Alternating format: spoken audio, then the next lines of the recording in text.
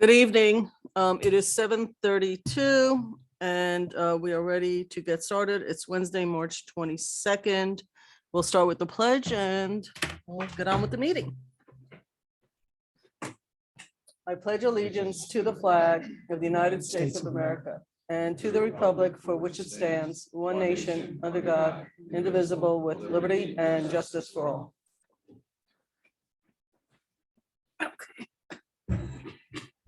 I know. Eating each other, sorry. Man, these chairs. are in the neck. God. Okay. Ouch.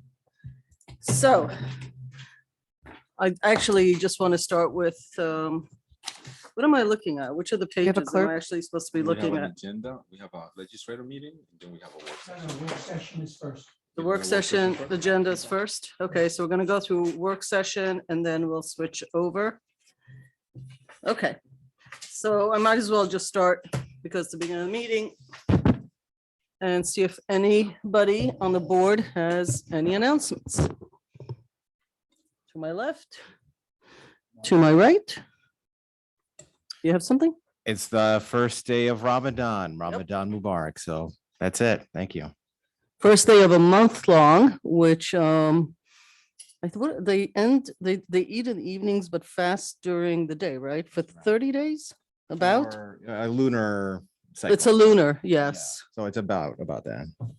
Great, thank you. Anything else? Great. We're always looking forward to event season, which I'm sure the manager at some point is going to tell us about the kickoff for some of the events that are going to be happening. The biggest, sorry about that, folks, so loud. One of the biggest one is Earth Day and the festivities, which people will be hearing more about, but we'll let the manager go through events because it seems to me that every year we have more events. It's a very happening little village that we have. So very excited about that. We have a big agenda tonight. Anytime I see 2 pages, I get a little worried, but we'll get through it. And that's it for the announcements. Shall we start with the meeting? Sure thing. Good evening, everybody. First, I'd like to introduce Jackie Shaw, who's with us via Zoom. Jackie is Chair of the Police Reform Advisory Committee, otherwise known as PRAC, and she's here to provide an annual presentation of the initiatives and accomplishments of our Police Reform Advisory Committee. So welcome, Jackie. Thank you. Good evening, everyone. Good evening. So PRAC's been around a little over a year. So how we started 2023 was kind of a review of what we did in 2022 and trying to focus ourselves for 2023 and some of the things that we wanted to do for 2023. To that end, we started thinking about what is PRAC's mission and trying to get something on paper. So Pastor Mary Pfeiffer was kind enough to get something on paper, get us started, and Bishop Joan Whitaker added her points, and we came up with 3 bullet points. Promote public safety through consistent community engagement to address local, state, and national policing concerns. Advise and report to the Board of Trustees on the implementation process of police reform in our community. Build sustainable relationships with OPD through partnership and collaboration. And we're using those 3 points to kind of focus ourselves as we go through 2023. So what have we done so far? We have been monitoring and keeping up with the progress of police reform in Ossining. We went back and reviewed the original police reform committee's work, some of the things and initiatives that didn't make the village list, some of the things that did, and where we are with those, and were there any that we wanted to tackle, and we picked a couple and we're moving forward on those. We did an OPD site visit. Chief Sylvester was kind enough to invite us to OPD, give us a tour, walk us through processes, answer our questions. And the biggest deal for most of us, or at least the folks that were on the original police reform committee, were that we were able to meet the mental health crisis team. And that was huge for us. That was a big deal for the first police reform committee, and definitely needed. And we didn't think it was something that was going to happen that quickly. Chief Sylvester did the heavy lift and magically got the mental health crisis team not only going, but centered in Ossining. And if I wear my IFCA hat for just a moment, we are so excited to have another resource that works so well. The crisis team has been instrumental in helping us out in a couple of very difficult situations. And I think the biggest gain from them is that they offer the follow-up as well. And I think that was something that was missing. So there would be something that happens in the initial incident, and then there was no follow-up. And now with the mental health crisis unit, there's follow-up and there's resources that are given to a person in need. So they have been invaluable and a really great resource. So thanks again to the chief for that, because that was just incredible work bringing them here and getting it set up so quickly. And the team is just a great group of folks. They're just wonderful to work with, very kind, very responsive. So that's been great for us. We also reviewed Local Law 1, which was the revision to the Civilian Police Complaint Review Board. Village Council Kahan had to sit through our numerous questions and comments, and somehow he took all of that, our questions, our comments, our concerns, answered our questions, told us why things couldn't be done one way, why it was done this way, and was extremely helpful in getting us to understand and get comfortable with the law that actually got approved. So we were very happy with that. And thanks to Stuart Kahan for helping us with that and getting a document that we were really happy with. And I would say covered 95% of our concerns. So we were really happy about that. We're also continuing the conversation. We are doing webinars, we are doing training, we are doing all kinds of discussions. We're talking to other police reform groups in other areas, trying to get information on what's worked for them, what hasn't worked. So we're doing a lot of work there. And we also were a part of, or most of the group was a part of the Village Equity Workshop, because the basis of PRAC is equity in policing. So I thought it was very important for our group to be there, and most of us were able to do that. So what are we doing in the future? Some of the things we'd like to do or we're looking into is reviewing the police manual for the LGBTQ policy, making sure that the language is appropriate and equitable. And our big focus will be on community engagement, offering more opportunities and ideas for opportunities for the officers to engage with the community and interact and mingle. The chief has been really great about bringing things like block parties and things like that, where we're trying to look into other ways of community engagement, bringing them into churches. Bishop Whitaker wanted to invite OPD or someone from OPD into the church, and she didn't even know how that can be done. And the benefit for us is now we have Sergeant McGovern on the Police Reform Advisory Committee, and he was able to say, this is how you would do that. This is the number you would call. This is who you would email. This is how it would be done if you wanted to invite OPD to your event, to your church, to your place of worship. So it was really helpful to have Sergeant McGovern on, because he offers another insight for us. What are we doing in the future? Again, we're continuing to explore the restorative community circles. A couple of communities in Westchester are using restorative community circles.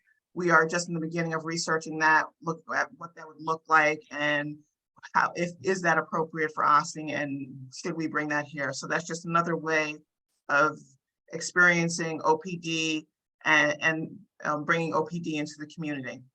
That's what we've been up to. Are there any questions? Thank you. Thank you, Jackie. That was great, succinct. And I really like some of the things. I'm going to also ask our trustee liaison, Omar, deputy mayor, excuse me, if you want to comment, and then we'll open it up to the rest. I respond to it all. Thank you, Jackie. Appreciate the very helpful. Let me face this way so I can be looking at you. The very helpful overview. Two things. So first, for folks that are just joining this conversation and trying to contextualize the Police Reform Advisory Committee, there was Executive Order 203 that the former governor put into place in 2020, which required all municipalities in New York State that had police departments to come up with a plan for how to reform and reinvent their police departments. That work went on through 2021, and then we produced a report working together with the community and some consultants. We were able to put together a set of recommendations. Part of those recommendations was having a body that would exist after that project was done in order to help to implement it. And that became the Police Reform Advisory Committee. So part of the charge, which is bullet point number 2, was implementing reforms in the community. But there was also the need to be able to think a little bit more expansively about how might we connect the community with the police and use this as a standing body of community representatives to help to facilitate that. And so Jackie, as the chair of that committee, has done a very strong job of connecting all of these different pieces and coming up with a plan for being able to do so. The chief last week or the week before gave an update in terms of the specific recommendations that we have in Executive Order 203's plan, and we've been able to make a lot of progress, and there's still a lot of work left to go. So Jackie has given a really helpful update. I see this as a group of folks that are going to be able to serve as not only incubators for ideas for us here on the board about how we can continue to improve policing, but also as a way of staying connected to the police and finding ideas to connect our community to the police, in addition to what the chief is already doing with the rest of his department. So a lot of good work, and this is the kind of day-by-day bricklaying kind of work that builds ultimately the foundation that we need in our community to have the relationship that we're looking for between the community and the police. So thank you to Jackie. No specific questions from me, just a lot of gratitude. Thank you. Thank you. Dana, comments, questions? No, I would just say thank you very much for all your efforts, Jackie, and to the committee as well. Thank you. Gentlemen? So, everybody's good? Okay, great. So thank you for that. I know we're going to be hearing more. I like the 3-prong approach so that there is a real strategic thinking, 3 sort of vertical stands so that it keeps everybody focused. I know that I recently read, the county has its own police force, it has its own jails, its own sort of a parallel path. And, I stay on top, and I know you guys too, is to have some of those efforts are coordinated. But most importantly, for me, this is about the Ossining Police Department. It's not the country, the world, it's the Ossining Police. How do we always move forward, never backwards? So I really very much appreciate it. And I love the idea of going to churches, this community. I love the idea of, I was with the chamber, Karen and I were actually with the chamber this morning. It wouldn't be a bad idea, like to sort of think about how do we get the word out, to include the businesses, to include whatever, because that's how you build bridges. So very much appreciate all the work that you guys are all doing and your work as chair. And I thank you for being here tonight. Thank you. You're welcome to stay for the rest of the exciting agenda. Most people usually don't, but we I always. will need- not, but thank you. Good night, everyone. Thanks. Good night. Right. One of these Night. days, somebody will actually take me up on that, but okay. Okay, we're on to the next village manager. Yes, next on our agenda, trustee Dana White has prepared a presentation, which Jamie will put on our screen, on placemaking and a proposal for a new committee that would their mission would be placemaking. But to explain more about that, I turn it over to trustee White. Thank you. So, good evening. As the village manager said, I want to talk a little bit about a new committee that I'm proposing. The working title is the Ossining Placemaking Committee. So what in the world is placemaking, you ask? Well, it's a word that we're hearing more and more in planning circles across the country and around the world. It's very big in Australia. And it's basically a people-centered approach to the planning, design, and management of our public spaces. Next. Even MIT is weighing in, according to a report from the Massachusetts Institute of Technology School of Architecture and Planning. Placemaking is the practice of designing, creating, and programming public spaces around the needs and desires of the community of users. The placemaking process contributes as much benefit for community empowerment as it does for creating public spaces themselves, blurring the lines between laypersons and professionals to create a strong community of makers. Next.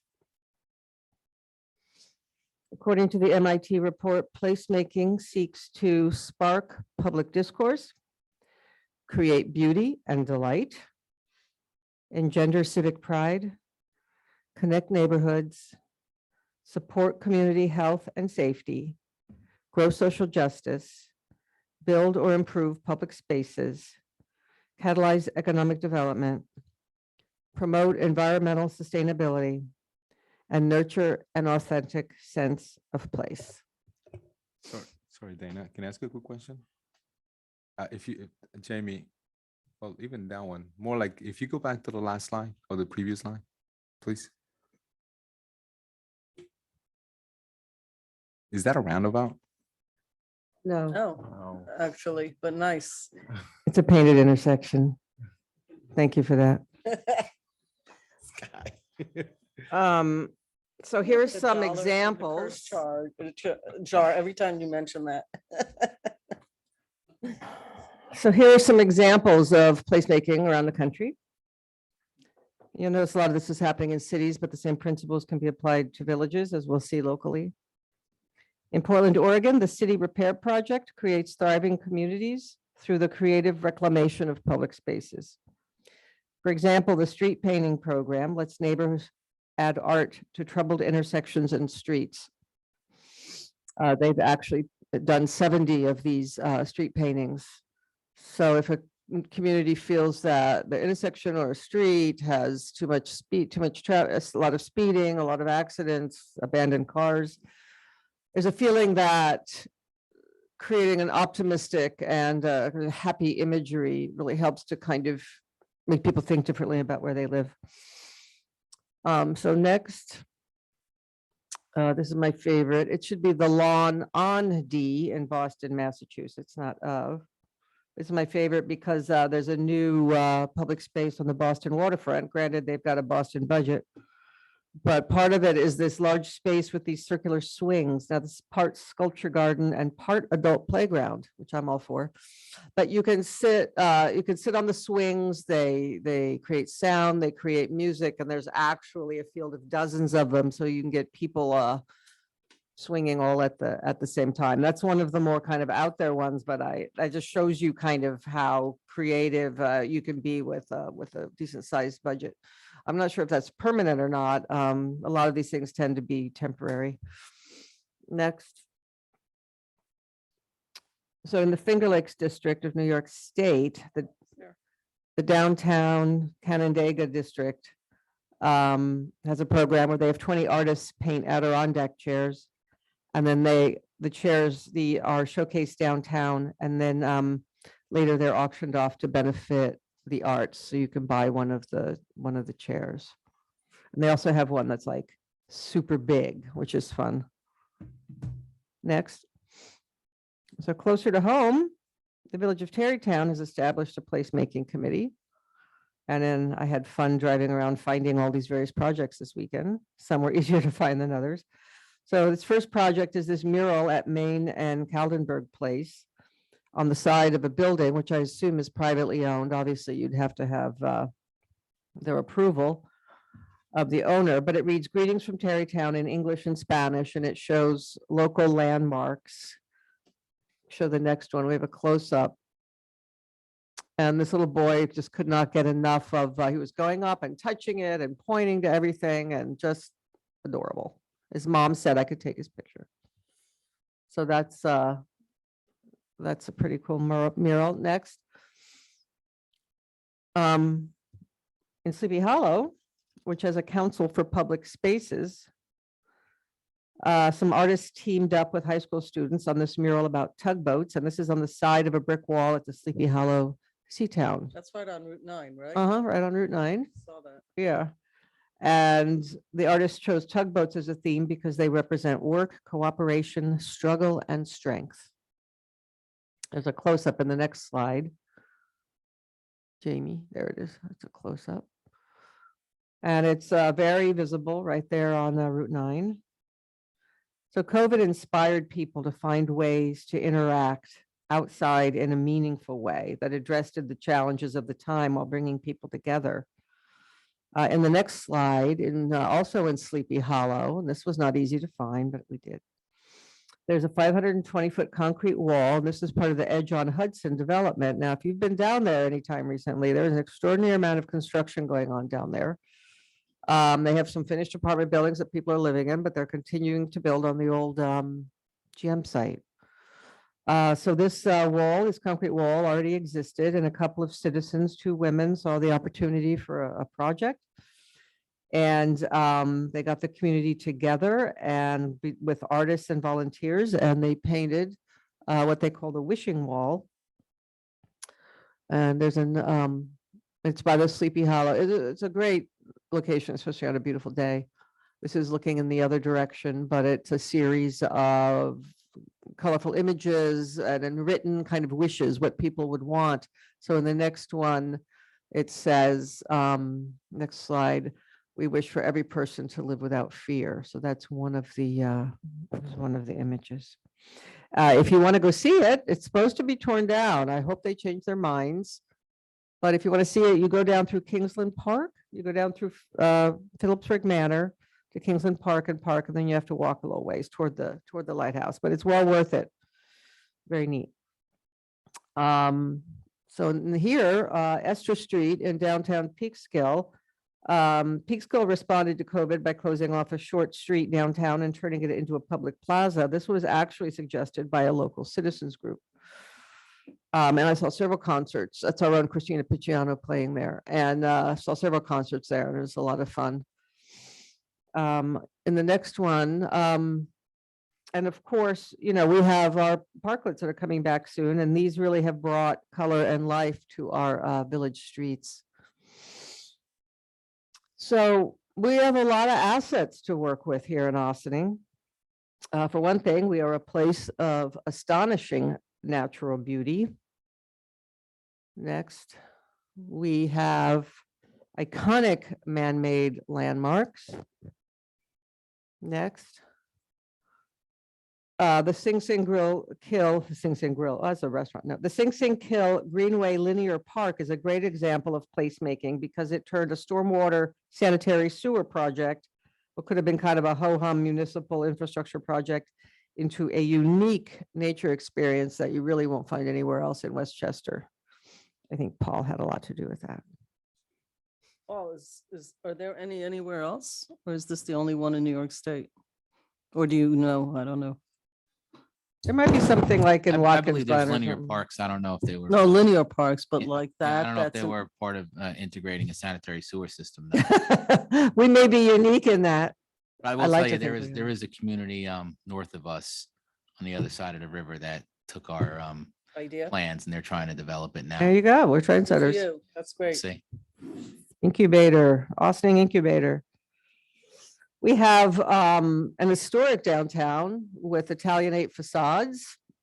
We have next charming old neighborhoods like Camp Woods grounds. We have outdoor sculptures. Now, these were introduced during the bicentennial celebration of 2013, and several of them were purchased. So of course, we have Let's Roll at Sessanoro Plaza, which is a great, a great placemaking moment. And then also we have stunning outdoor spaces like Henry Gordine Park. Now, this park, which was created as part of the Harbor Square development, is a good example of placemaking. There's public art, sculpture, there's murals, there's really nice landscaping in the next, which as we'll see in the next slide. And there's historic signage, and the Ginsburg Corporation did a great job of, there's some murals there. They turned, of course, the overpass into a really nice little hangout. So that's a very creative way to approach it. Now, this was dedicated to the people of the village of Ossining in 2015. But a more recent placemaking philosophy incorporates extensive community input and participation. Creative placemaking is as much about the process as the end result, though through creative collaboration, a diverse community becomes more connected. As the Project for Public Spaces puts it, with community-based participation at its center, an effective placemaking process capitalizes on a local community's assets, inspiration, and potential, and results in the creation of quality public spaces that contribute to people's health, happiness, and well-being. So what is the mission of the proposed Ossining Placemaking Committee? Well, it begins with the belief that public spaces are the heart of a community. And that means streets, sidewalks, parks, parking lots, public plazas. These are all properties that are owned basically by you, the taxpayer. They are public properties. Next. Oh, wait, go back. Sorry. Ossining Placemaking Committee will build community by making our public spaces more functional, beautiful, and inclusive. It will both initiate ideas and serve as a sounding board for ideas from the community. It will work with the community in a collaborative process that creates places we love and that love us back. Next. It will also focus on improving connectivity and walkability, ensuring our public spaces are attractive and welcoming to all. Next. It will identify specific locations throughout the village that could benefit from enhancement and suggest cost-effective improvements to transform these places using public art, landscaping, streetscaping, historical signage, and events. Next, it will achieve results through collaboration with land use boards, parks and recreation, community and youth groups, and local businesses and nonprofits. It will help facilitate community engagement for upcoming infrastructure projects, including the Downtown Revitalization Initiative, the Five Corners intersection, and the Route 9 road diet.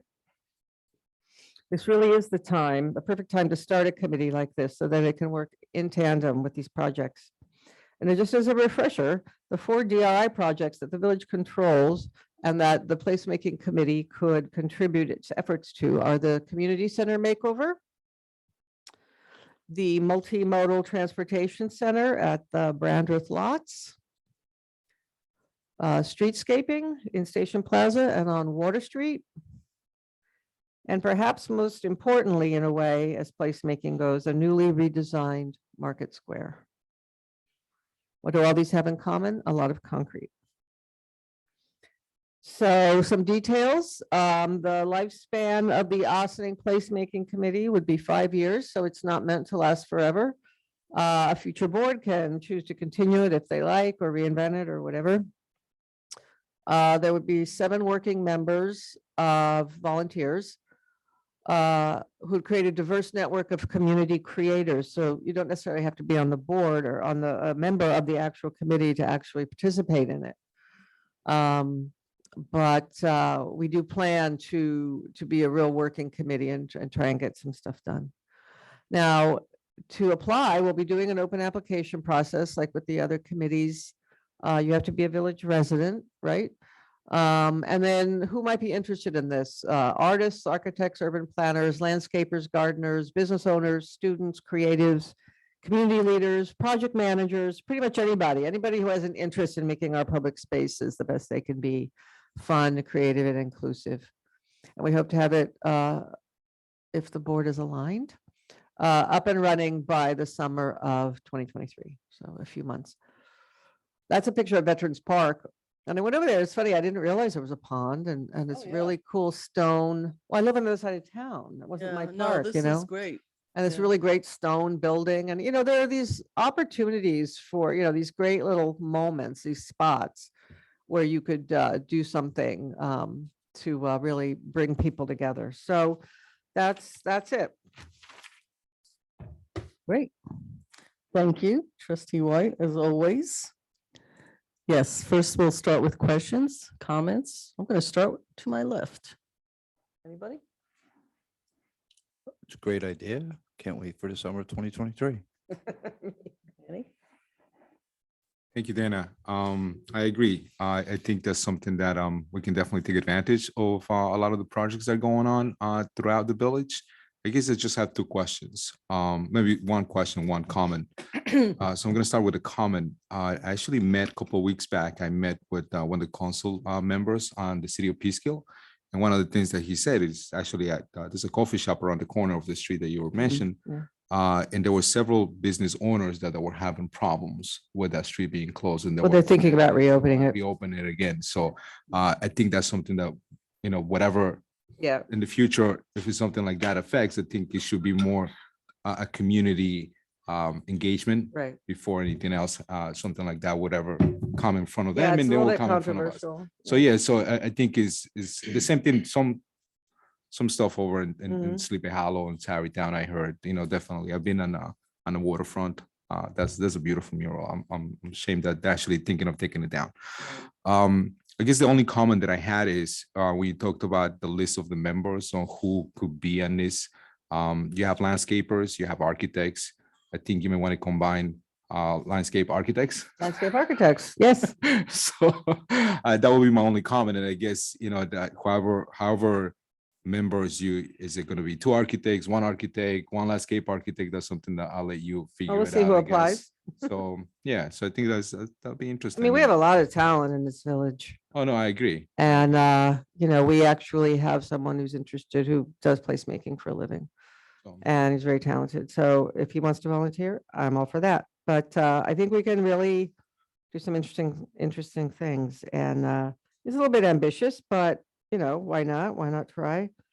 And we'll see what happens. I know that I know murals can be, a little bit controversial, but I've had a lot of people come up to me with mural projects, and there hasn't really been a place they can go, or a committee to speak with, or, a place to vet the idea, or I imagine that places that have mural programs have guidelines for murals.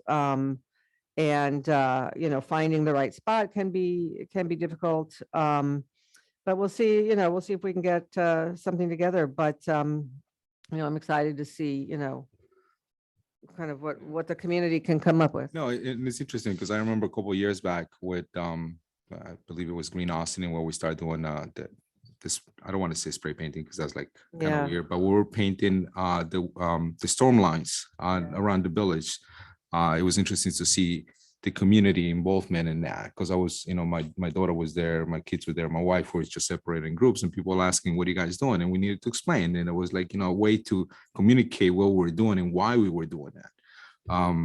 So something that when I saw some of the painting on the streets, and something that it was a comment from last week in regards to humps, maybe we can do some painting 3Ds as a hump instead of like to see what the reaction is, instead of Would you doing. say they have street humps in Phillipsburg Manor? They actually, that I seen 3D. I'm not sure if you guys seen in the media. Sometimes they have this. Someone has this 3D version of a painting in a road, and it kind of reacts. People react to that. Like a So when- giant hole. Exactly. Well, we don't want to cause accidents, but Well, no. But what I'm saying is like maybe that's one of the things that when you talked about troubles, and I believe the mayor also reacted to that. I think that's something that we should look into it. If that's something that we can sort of slowly introduce, in a year, 2 years from now, when the board decides to go into the hump situation or problem or dilemma, maybe that's something that this committee can kind of engage and see, like, okay, this is the reaction. This is what it could look like. What is that? Mhm. What does that mean? At least for the first week, if something like that happens. After that, they'll figure it out. I mean, another important thing, just to close with this, is that in Tarrytown and Sleepy Hollow, everything is in both English and Spanish, and we work very hard to bring in all communities to participate. So, That'll be good. That'll be helpful. Yeah. Great job, Dana. you. Super exciting. I think it's great. Some thoughts on my end. I know that it's a 5-year window that you're looking at for this committee to exist.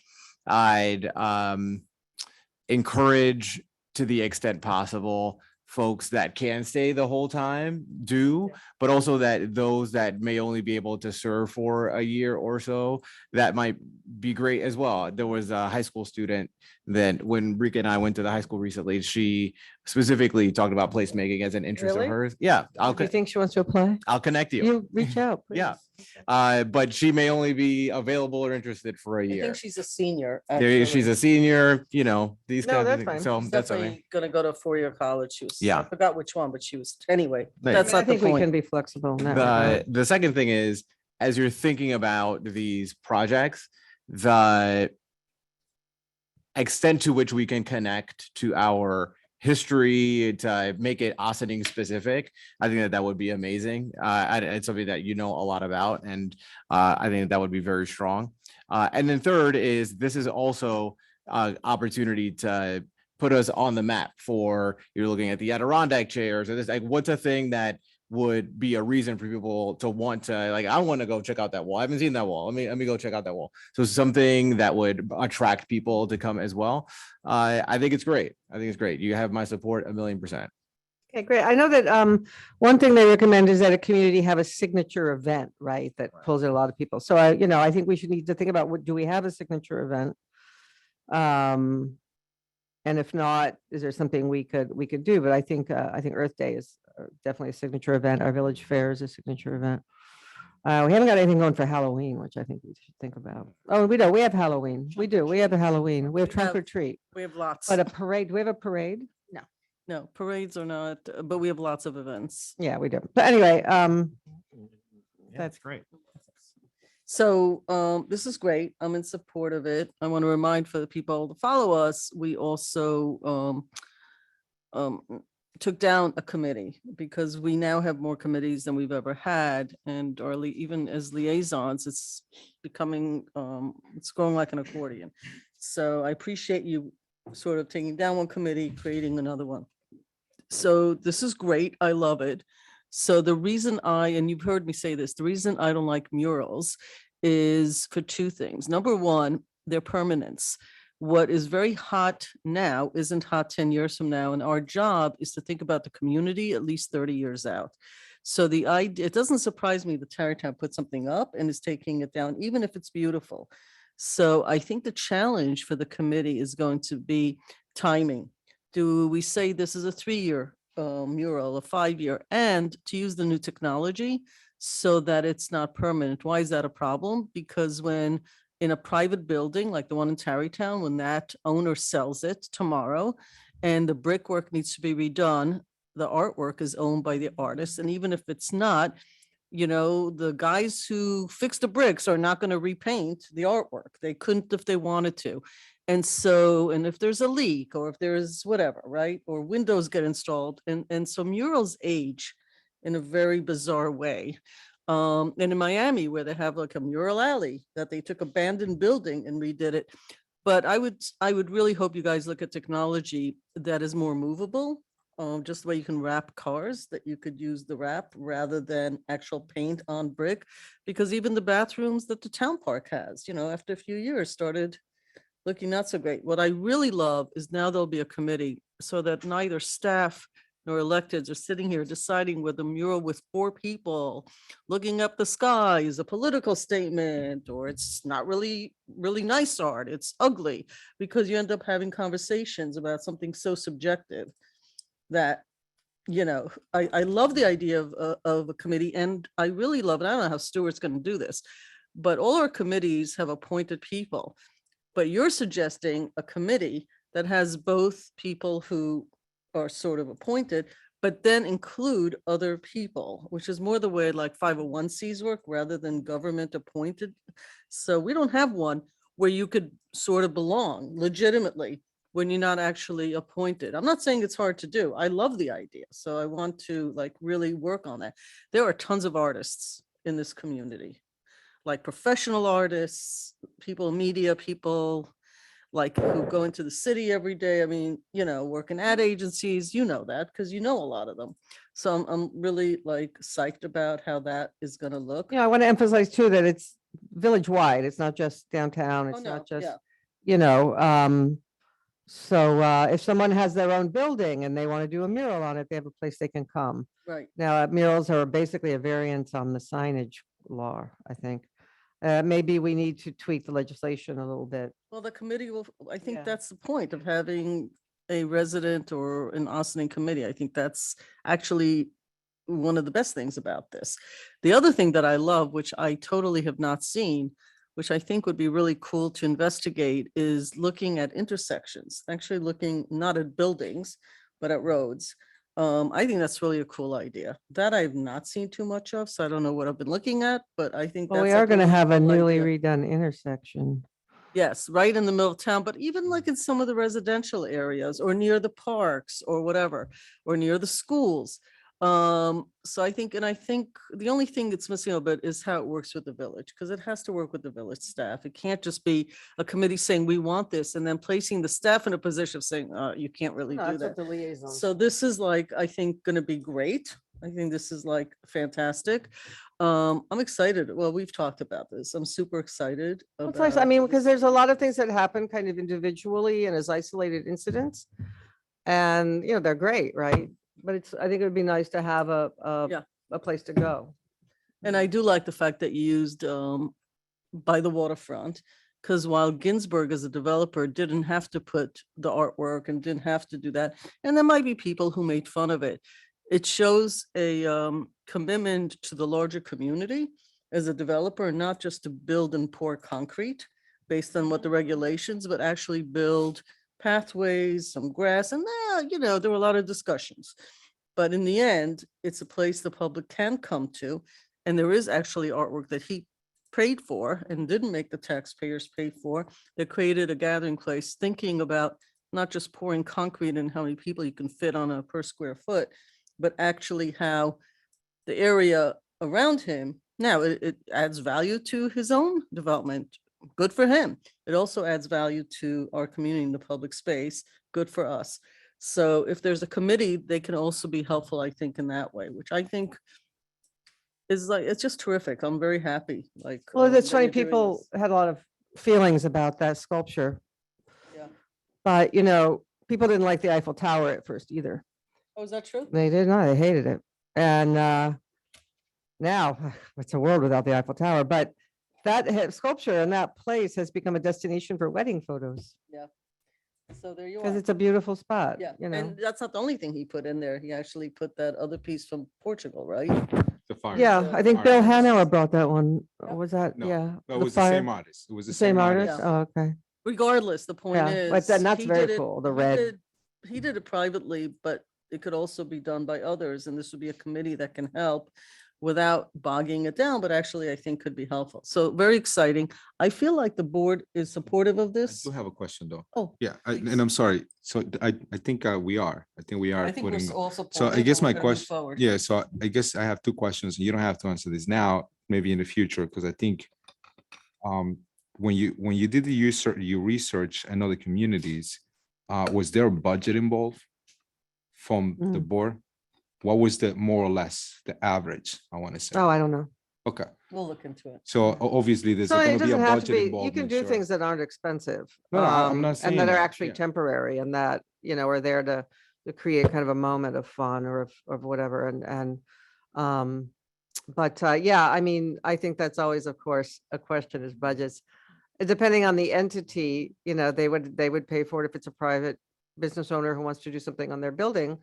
They're going to be paying for it, obviously. Right. No, I yeah. agree. I'm Well, just it's saying. something we'll have to Yeah. put in the budgets. No, that's what I'm saying, Yeah. because, I'm not sure, even though you're talking about summer 2023, until that gets established, that's something that until the committee meets and everything else. So if they have any projects, most likely may not happen until 2024. Right. Well, yeah. Okay, so I just want to make sure that we are being realistic Oh, yeah. to what Yeah. that means, and obviously it has to come in front of us, and we decide sort of more or less what project may be more important or not. And a lot of the stuff, like the mayor said, maybe coordination with staff.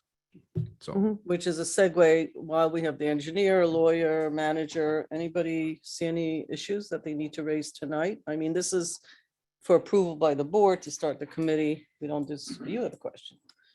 Sir, I enjoyed the presentation. I think it's a great idea. Just think that, as the mayor referenced, our input maybe early on in some of your concept ideas might save us from the embarrassment of taking something to what you think is fruition, only to learn that it's going to get rejected based on other issues No, like I should have liability. included, I should have included you guys in my list of people we'll collaborate with, but absolutely, I Yeah, mean, that's, happy to yeah. join a group like that. That sounds great. But I just think of like the intersection you showed was really cool. But I saw Stewart cringing, and I'm the same way, because obviously we would clearly not do that at an intersection that's well traveled here in Austin. So, but there are ideas like our road diet, which is presently being conceptually designed right now, and that's going to come to fruition within the next couple of Mhm. years. And as you know, what that does, it creates a lot of right of way space that didn't exist before, to try to create more of a warm environment on Route 9. And there's going to be a lot of right of way voids that are now created that used to be either shoulders or parking or second lanes or bus lanes, et cetera, that are now going to be right of way that needs to be developed for pocket parks and seating and eating and areas and such. So yeah, good idea. Looking forward to it. Okay. Thank you, Dana. Wait, Exciting. Oh, more? I thought you What were gonna say happened? something, Karen. I'm just gonna, She's going to we're the going, next item. we're just gonna We're go to the good? next. Yeah, thank you, though. Okay, Thank you, trustee Dana. You've White. got, like, Thank you, I think the whole everybody. board is on board here. It's exciting stuff, and I think it actually is a good segue. Our next two items are two separate property owners. Erstat Biddle, who owns the Arcadian Shopping Plaza, and then we'll also hear from Marcelo Ippoliti, who owns 178, 180, and 182 South Highland Avenue, which is not too far from the Arcadian Shopping Plaza, but both of these property owners are coming, I suppose, in the spirit of placemaking, to address issues that would require zoning text amendments, which would be the responsibility of the Board of Trustees. And they're here to speak conceptually about what their goals and objectives are for their respective desired projects. So with that, I'd like to introduce Willing Biddle from Erstat Biddle, and Anoop Misra and Frank Fish. Are you all coming up, or I don't know how you're? Well, probably, I'll. So, I'm Frank will sorry speak. if I may just ask a quick question. So, Karen, you sent out an email last week for the two people that are here presenting these projects to send out any paperwork or any information by last Friday. Just Right. to make sure, and Yeah. I understand, and I read the emails, but we got information early this afternoon with that information. That was not sent out by Friday, but this, Correct. particular project, It correct? wasn't, it was just rendering. So it's really just visuals I that they'll talk to, understand, but I it understand. was not, we Okay, so received it. it wasn't here on Friday, so I just want to make sure, because I went back Correct, to all but my it, but emails. it's Okay. not, it really didn't require, it wasn't any text document or anything. That's fine. I'm just want to make sure that that's, Correct. that's the reason why again, and I'm gonna apologize because I didn't get to review all the documents early today because it was late early this afternoon.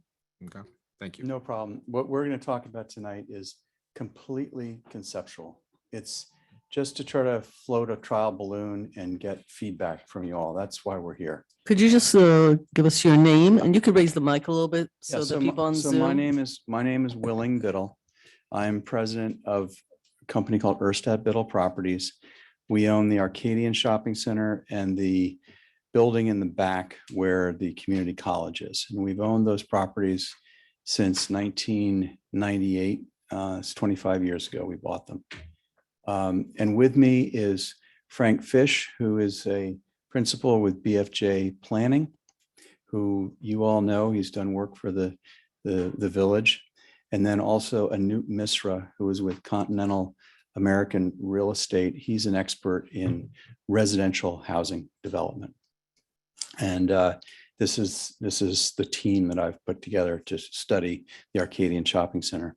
What I want to do is give you all an outline of what my vision is that we could do with the property.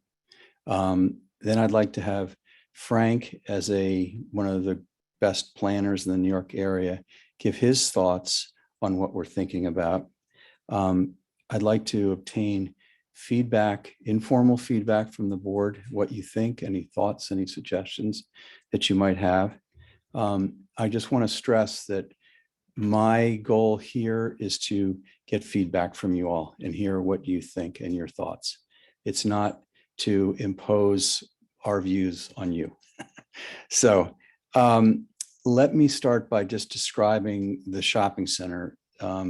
There are some slides, I think maybe. Yes, We could Jamie, pull them I up. gave them to you in order, I believe. So I the, I have a couple, I'm sorry. I had all of the attachments open for today. So I'm gonna share my screen, but I'm not sure which. Okay, I sent we'll you an work email through it. this morning and it had, No, I have them all. I'm just saying that, yeah, I'm just saying I've got this one. And I'm Okay. gonna hold up, if that's not the correct one, then I, try to go to the next one or the one before it. That one. Okay, Okay. that's a good one to start. sorry Okay. about that. I think we all know what the Arcadian Shopping Center is. It's on Route 9. It's about 0.3 miles from the Scarborough train station. It's about 16 acres of land. There's actually two components to the property. If we could go to the next slide. There is a building in the back that used to be the Lou Berger Beverage Distributorship. That's the building in the back right corner. That's a 29,000 foot building that has the community college there. It has a dollar store and it has Phelps Hospital. It's about 80% leased. Then to the left of that big building, that's, as you know, Stop and Shop. Stop and Shop built that building with us about almost 15 years ago now. And they're happy, they're profitable, they're doing well. And they're a mainstay in the community. They're your grocery store. Then there are all the buildings out front.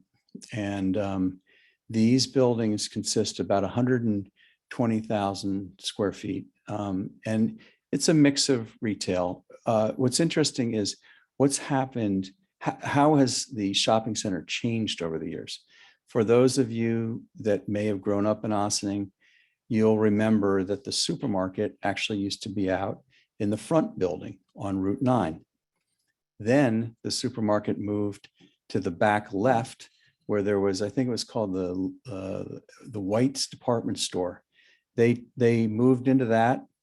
And then eventually they tore that building down with us and built this new supermarket. My point is that retail changes. It changes over time. The building with the white roof in the middle, you may remember there was a movie theater there for many, many years. Then it became KB Toys. Then it became Marshall Shoes. And now it's been vacant for about 5 years, I'd say.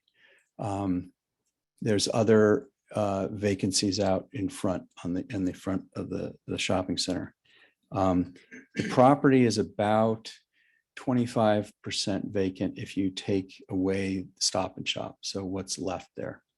And we've been, quite frankly, struggling to find tenants to lease it. The spaces are large. It was built at a time in the 1970s when retail was a completely different animal, when there wasn't the internet. You know, the internet knocked out the toy store. It knocked out the movie theater. It's seriously crimped the Mandy store, who was there kind of on a very, very low rent temporarily. It's hard to find soft goods retailers to come here and people that want large stores. So we've got a little bit of a problem. We pay $1,350,000 in taxes, $1,350,000 in taxes. We're the largest taxpayer in the village of Ossining, other than there's a utility and I think maybe 2 apartment complexes. But the point is that we're a big contributor to the tax base and we don't use any services. We don't send kids to school. Maybe a fire truck might come around once every 3 or 4 years and a police car might come through. But other than that, we basically just pay taxes. We're a huge benefit to the village. And as we have these vacancies and we try to fill the spaces, the rents are declining. So our profits are declining. So that's not a good thing for us, and it's not a good thing for the village. Size is the primary problem with those spaces. If we had some smaller spaces, I think we could lease them, or if they're in a different configuration. So the point is that retail has changed. You all know it as well as I, and it's going to continue to change. And it's hard to know, retail internet sales have peaked, I'd say, but they're still a serious threat to the average retailer. Grocery stores are still doing well. The pandemic actually helped grocery stores, made them more relevant. So Stop and Shop is going to stay there. They're not going to go there, go anywhere. You don't have to worry about them. But we have a building in the back where the college is. They're on a relatively short lease, as is the dollar store, as is Phelps Hospital. We're not a regional location. So we're not like down in White Plains or up in Mount Kisco where larger retailers want to locate to. This is a neighborhood community property. And the facts of life are that most retailers that want to go, or service tenants that want to go to a site like this want smaller stores. And obviously 22 Rockledge in the back is not a very strong retail location because it doesn't have visibility. I'm just laying this all out so you can understand sort of the predicament that we're in, okay? So I look at us as being sort of on a crossroads here, right? What can we do? We can continue to struggle and bump along and have a shopping center that's 75% filled. It might get worse. We could lose Mandy's. I don't know who we would replace that with. Rents are going to continue to erode, I think, and that's not good for taxes. It's not good for the town. It's not good for the people that live near the center. We want to have a vibrant property. So what we're thinking is a change of direction here. Basically, a change of direction that we think could preserve the tax base here and improve the tax base and redevelop the property so that it could be a vibrant, really nice looking property that people would want to come to and would want to utilize. And basically, as we invest a great deal of money in the property, that means the value of the property is going to go up. That means the taxes are going to go up. If we don't take some action, it's just going to be eroding rents. That means eroding profits. That means eroding taxes, and that's not good. So what's our idea? Our idea is that we would like to be able to add a residential component to this property and make it a mixed use property over time in phases. And our thought is that we could redevelop the back building where the college is. We could move the college out front to where the old theater is. We could redevelop that building, move the college to there. They're approximately the same square footage. We've talked to them. They've said that they would be interested in potentially working with us. We could move the dollar store out of the back to the front where Mandy's is and where Chase, the former Chase Bank is, and that could fill that space. Then we would just be left with Phelps, but they're on a short-term lease. Then what we could do is we could tear that building down. We could build a very nice multifamily building back there. We would renovate the front shopping center as part of this, do a new facade, new landscaping, bring it kind of more into the 21st century. make it look much more attractive. That would be phase one. And that would take probably 2 years to accomplish, 2 or 3 years. Now we'd have a fairly well leased shopping center that's stable. Then what we would do is over the next 5 or 10 years, we would redevelop the front of the shopping center.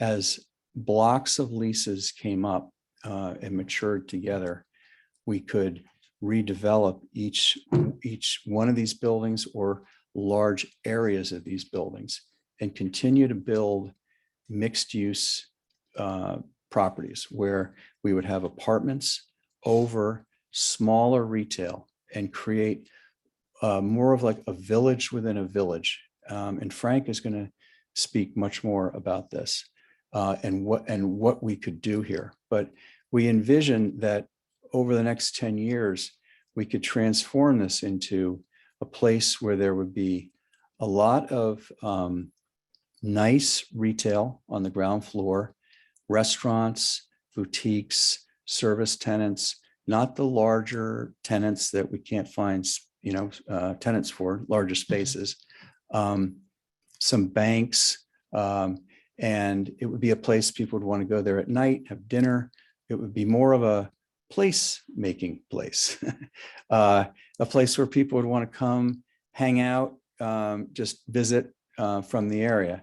And then people would live upstairs above these buildings in 4-story or so buildings that would be very attractive and nice. We would target the middle market. We're not thinking of a luxury apartment complex here. We're thinking that this would be targeted more towards the middle market demographic. It's walking distance to the train station. It's a fabulous residential site. But the problem is that the zoning that we have here is the PC zone that was created maybe in the 1960s or maybe the 70s, but it's the only property in this zone. I think it's the only zone you have in Ossining, and we're in it. And it was likely designed in that time when retail was different and people didn't build mixed use properties in that era. People just built a 1-story strip shopping center, and there was real strong demand for stores back in the 70s because that's where the only place you go to shop. Now, 23% of shopping is done online. So if you look around the country right now where new projects of a scale like this are being designed and built, you don't see many 1-story strip shopping centers going up. You see mixed use development because that's where retailers want to be. And they want to be there because they're people that shop where they live, and it's a live, work, play type environment. And that's what we're hoping to accomplish. But we can't accomplish any of that without your assistance because the zoning is antiquated. It doesn't permit residential, and we really can't we can't do much in terms of planning unless we know that there's a willingness by this board to work with us. Let me turn it over, I think. to Before you do Frank. that, could you just give me the bottom line about how many units you plan to have? The bottom line of how many units? Yeah, you're talking about one building. So what is the concept? How many apartments? Well, we're talking about one building in the back first. Right. 190 to 200 units. It's a 4-acre site back there. Okay. And I don't know how many units in the front. So you're planning to take down the front or build on top of that? No, we can't build on top of existing buildings. You have to, they're Okay. not structurally Okay. sound. You'd have to, all this would have to be new construction where we would rebuild a building when there's no tenants. So down. phase one would be to take down what the Westchester community is, the back right, Right, and build enough for 190 to 200. Is that what you said? yes. Okay. yes. And then what's this phase two idea? Phase 2 would be to redesign how the whole front part of the property is done. We haven't gotten to the point of figuring out how that would be, if it would be a road grid there with buildings, that would be more like add another street in there, or if it would be, we don't know. Okay. You see, we have relatively long leases in the front for some of those tenants. Right. It's not like we have a site that's all empty and that we can just plan it tomorrow and come in and do it. And things change over time. I mean, who would have thought, 10 years ago, retail would be what it is now? Right? None of us probably did. So over the next 10 years, things are going to change out front. But our idea is that work with us to enable us to build a building in the back. That would be the start of all this. Stop and Shop stays. We have a nice new building in the back. Then over time, we can develop the front. And Frank will explain his ideas more, but you can retain control of the whole process, because we could have residential mixed-use development done by special permit in the front. So every time we would do a new phase, we could come to you and say, hey, this is our idea for the next phase. Approve this one, so that you would just continue to work with us over time. So I think that's our idea. It would result in a stabilized, much better looking property that could better afford the taxes, and it could be a win-win for the village. So let me have Frank tell us what he thinks about our idea. Thank you. Well, first, I'm going to say it's nice to be back. I know most of you. And by the way, it's also a week that's kind of significant for another place we're working in. That's White Plains.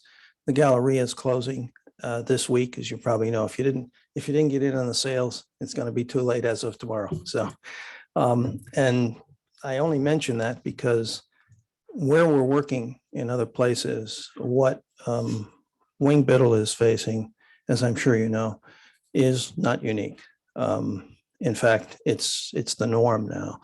So, and that the Galleria is the most classic one of the largest, historically centers in Westchester County, and now completely closing. And what we're looking at now is SL Green and others coming in. The mayors of White Plains is very, we're gonna break up the site basically. And it'll be a mixed use. It'll be a totally mixed use development. But I just wanted to say that what we've done is to bring together a team, and that is, you probably know this from our comprehensive plan experience. We've got an affiliate called Urbanomics, and they can look at the economics of this, the tax benefits, and we've also got a transportation group that can look at that intersection. There's one key intersection here, or a couple of key intersections, but I'm thinking the one that comes out to Route 9, Rockledge and 9, and that's George Jacomar. But more importantly, and I'm very happy that Dana, you presented your presentation on placemaking, because on our team, I asked Eric Fang of Perkins Eastman, he heads up their placemaking group. So we want to try to look at this in its totality from a placemaking point of view. In other words, also landscaping, sidewalks, pedestrian connections, places between the buildings. So urban, or what we used to call when I was in school, urban design. And so that's what Eric and also Jonathan Martin, who I think most of you may know Jonathan. He worked on the form-based code for downtown. So he would be involved in it. So that's, I wanted to just also mention, and I'll get to the PC zone. I think, but just to pick up immediately on it, what is kind of unique here, actually, I think, is that we don't need any drastic change to it. In other words, I look at the build out of it, and I look at its basic, 3-story heights, its building coverage, 50%. And I don't think that any changes need to really be made. The big change is the one that whenever it was written, and I don't know, as Wayne's probably right, it predates us here. And probably predates a lot of the board members. I don't know, but I look at it and it's an older concept. It was really, and it mentions in the text, it was really designed for a shopping center. You had a proposal at one time, I guess, and it was designed for a shopping center. And at that time, if you were a planner, or I hate to use the term zoner, or someone who writes zoning, you wrote in what was the marketplace at that time, a shopping center.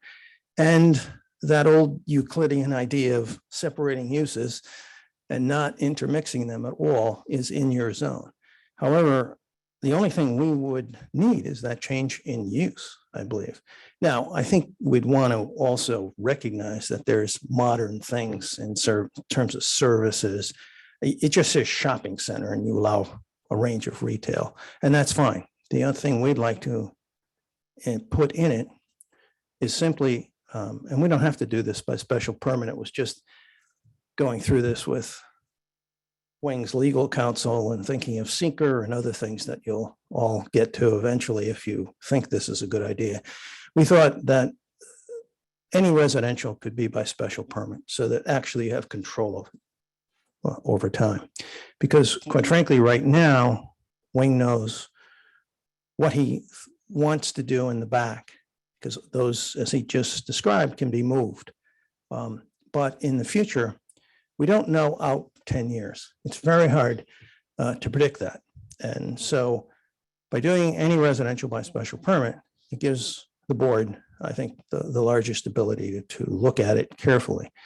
Right now, we think that this type of development coming in from a transportation and economic view is going to be one that works. And we think we can, come back to you and show that. But that I didn't want to come tonight with anything other than to, give you an overview of our ideas and then to listen actually to as Wing said, to what you want to do. But I have one thing to show you. We're just finishing a project in another place. It's kind of a nice little place, Wilton, Connecticut. I don't know if any of you know Wilton. Its competition is New Canaan and Westport and Ridgefield. And Wilton, though, as beautiful as it may be, has some significant issues.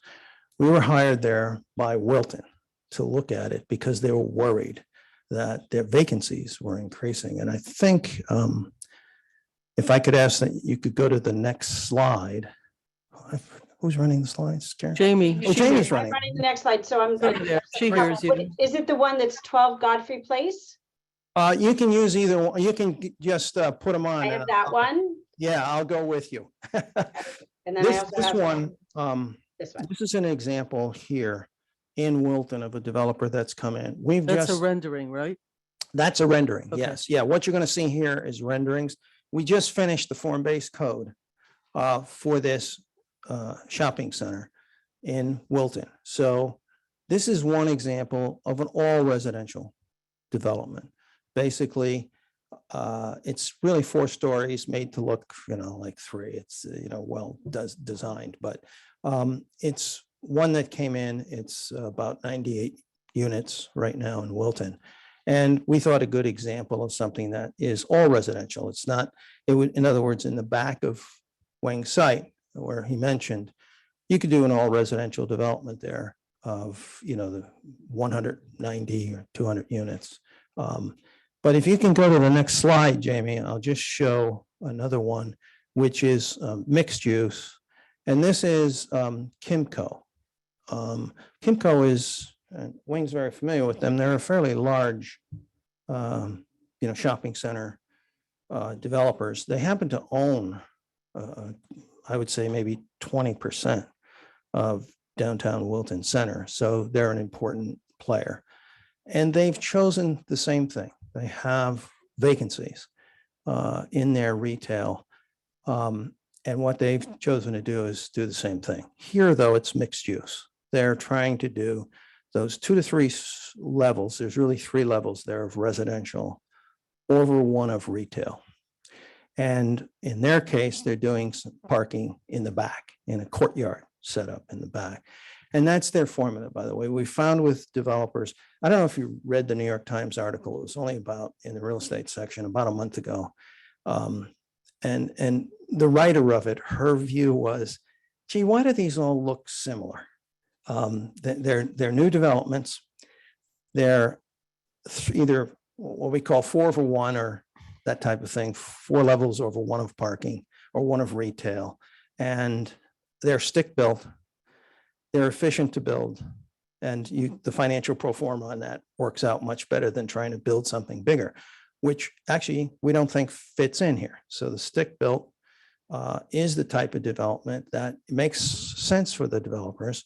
And in this case, you got Kimco, who's a very large group coming in with that 4 over, or 3, I should say, over 1, 3 levels of residential over 1 of retail. And they've done this in some other places also. And then if you go to the next slide, I think the next slide should be well, you just went back 1. If you go forward 1, if you could go the other way.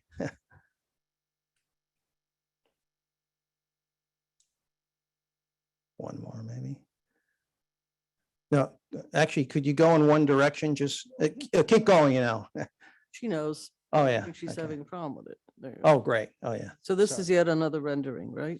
Yeah, this is now a street view with what they're proposing now. And by the way, this meets our form-based code in Wilton that we just finished. And obviously, they knew what we were doing as we produced things and it was approved by our committee and then it went public. They then had access to it.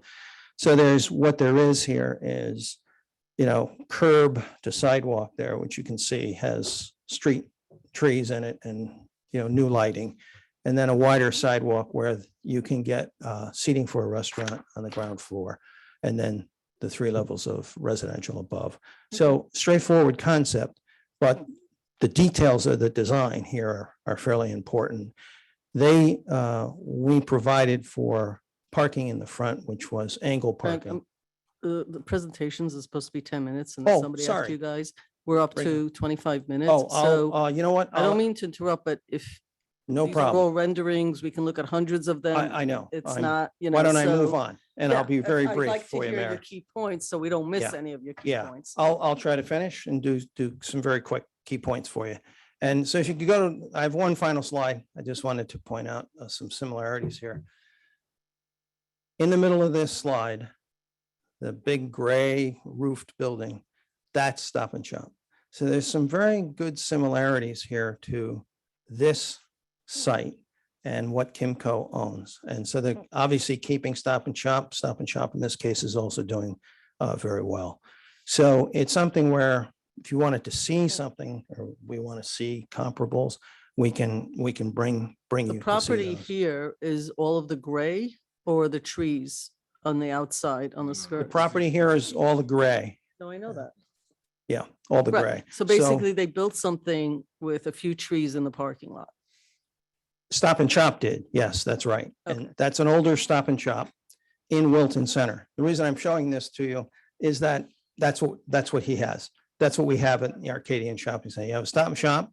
Stop and Shop's doing well here. It's doing well in Arcadia. Yep. So what we're faced with in Wilton Center is we just can't tear down buildings. They all have leases. Mhm. So it's got to be done building at a time. And that's Okay. why we did this. So I think I'll try to just, if I can just summarize, I think that what we should be able to show here is that we will not have to ask for any increase in density in the existing zoning. We don't see any need to change the zoning. We think the zoning works in terms of its basically area and bulk. What doesn't work is it simply doesn't meet the changing requirements of today's marketplace, which is just what, Okay. Wing just said, and that is you can't have a successful village in a village without people living in it. So if we want success here, we need to move for both the benefit of the village, actually. I think there's a big benefit to the village here that we can show.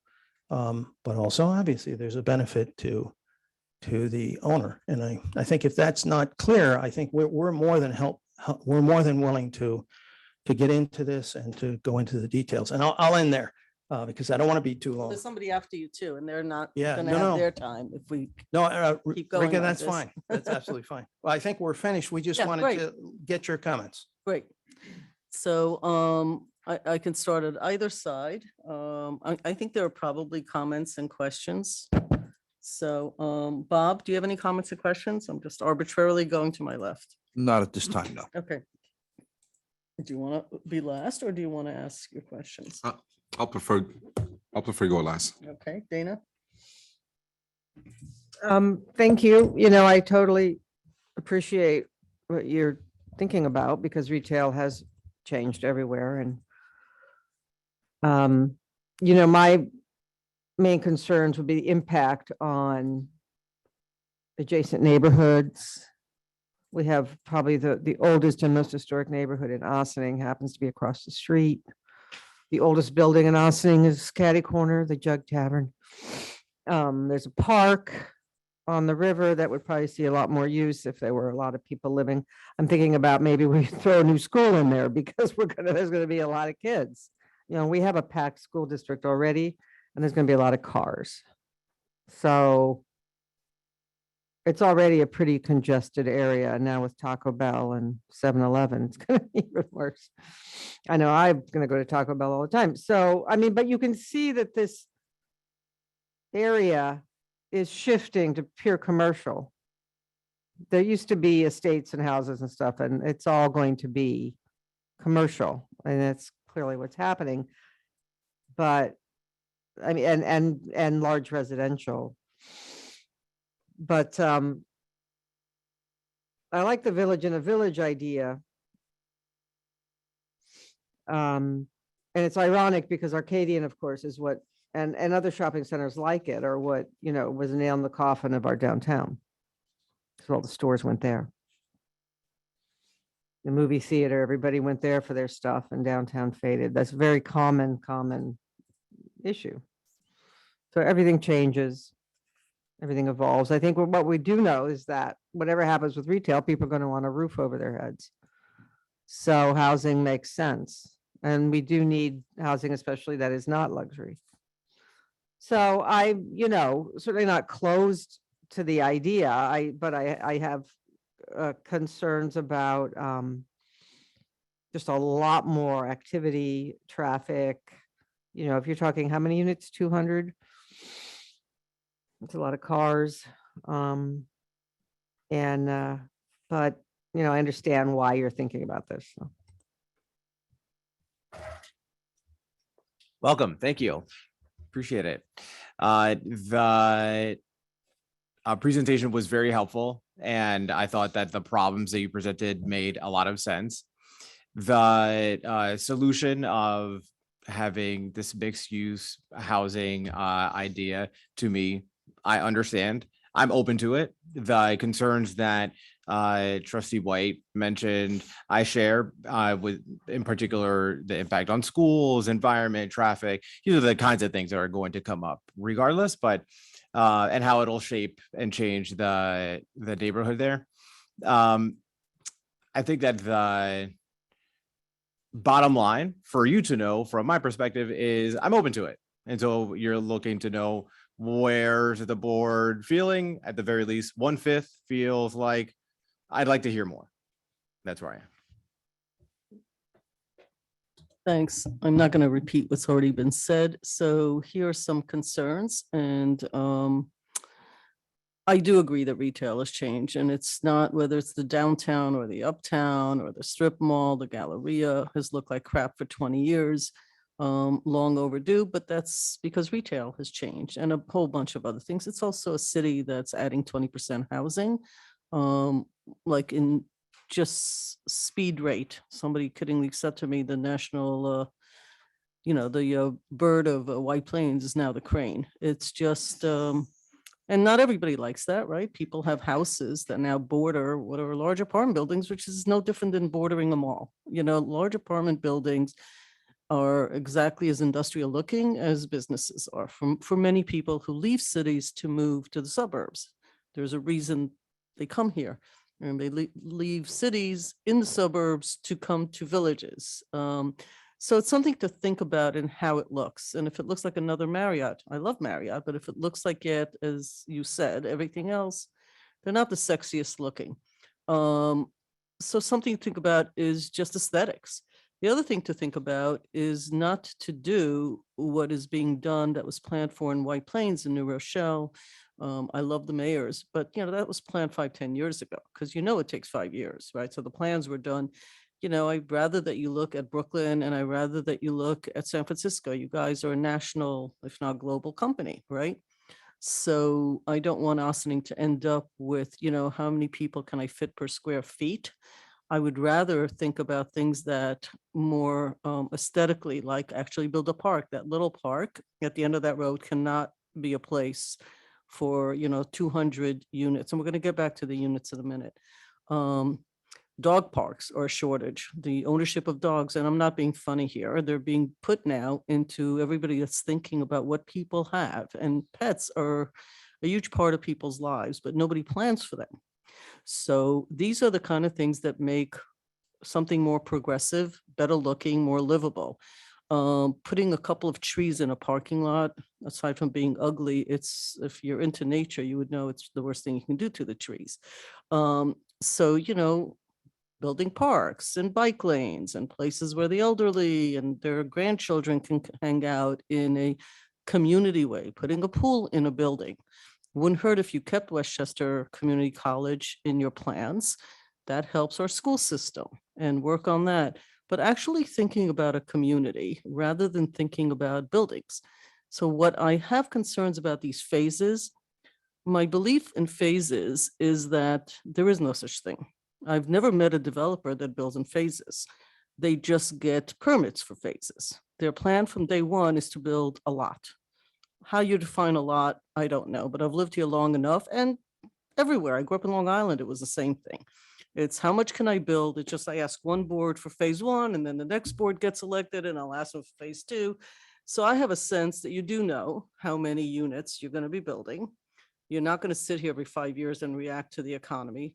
So I would encourage you to understand that we as a group have sat through so many of these conversations. Many of us have lived here for a long time.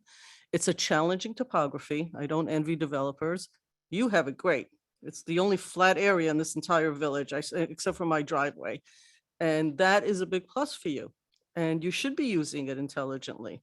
But I would encourage you to build a pool so that all these people, our community center, like our school, is highly used. We like that. But it would be great on this part of town if you thought more as a community, not just a village within a village, but actually as a community. You have the Teslas over there. You could put EV, but all of these things, as if your village is a part of community. I do think the challenge to the housing behind you, you've got Scarborough, which is very hidden, even though it's built up. It's actually hidden. It's amazing that they built that, and yet you don't really see it from the road unless you know it. They did a good job. And then you've got big houses. And then you've got Keamy's Cove. That road is tiny. Revolution is tiny. And you've got one intersection. So I don't know how you guys are going to deal with that, but that is without getting a whole lot of easements and all that, which we don't actually like doing. So it's a real challenge for you guys. And I'm looking forward to seeing how you deal with it. What kind of apartments you build. And my pet peeve is about the lack of parking, that everybody keeps building and telling us what a favor they're doing us. And in the end, they're building without consideration for parking. Everybody who builds 2 to 3 stories or 2 to 3 apartments, then come back 3 years later and they double and triple. But the linear footage of our streets don't change. They're actually quite permanent. That's why I love what you guys are going to be doing, because yours is not permanent. It's a big square block, right? The whole thing is one big square. So you have an opportunity to actually show us something that's more creative, that includes better use of parking and EV and all the other amenities, a pool that might go on top of a building or on the bottom, or parking, whatever. You actually have that advantage that most developers in this community honestly don't have. You're not far from the waterfront, which I'm sure you'll be using. Scarborough is not an Ossining station, by the way. It belongs, it's Scarborough's, but I don't care. I mean, it's actually walking distance. I think some people actually park even now and walk down to save on the cost, but they are packed. There's not much room for cars and they're very expensive to park in Scarborough, unlike Ossining, where it costs less. So I think I'm stating the obvious, but I do see opportunities if you're going to be creative. If you're going to present like these square, brick on top of brick with some retail on the bottom, okay, like if that's the most cost-effective way to do it, we'll look at that. But I encourage you to think more in terms of building a community and keeping the community in mind. You really have an opportunity here. Your property is below Route 9. So even if you're building up a little bit, I don't think it'll be like an eyesore to anybody.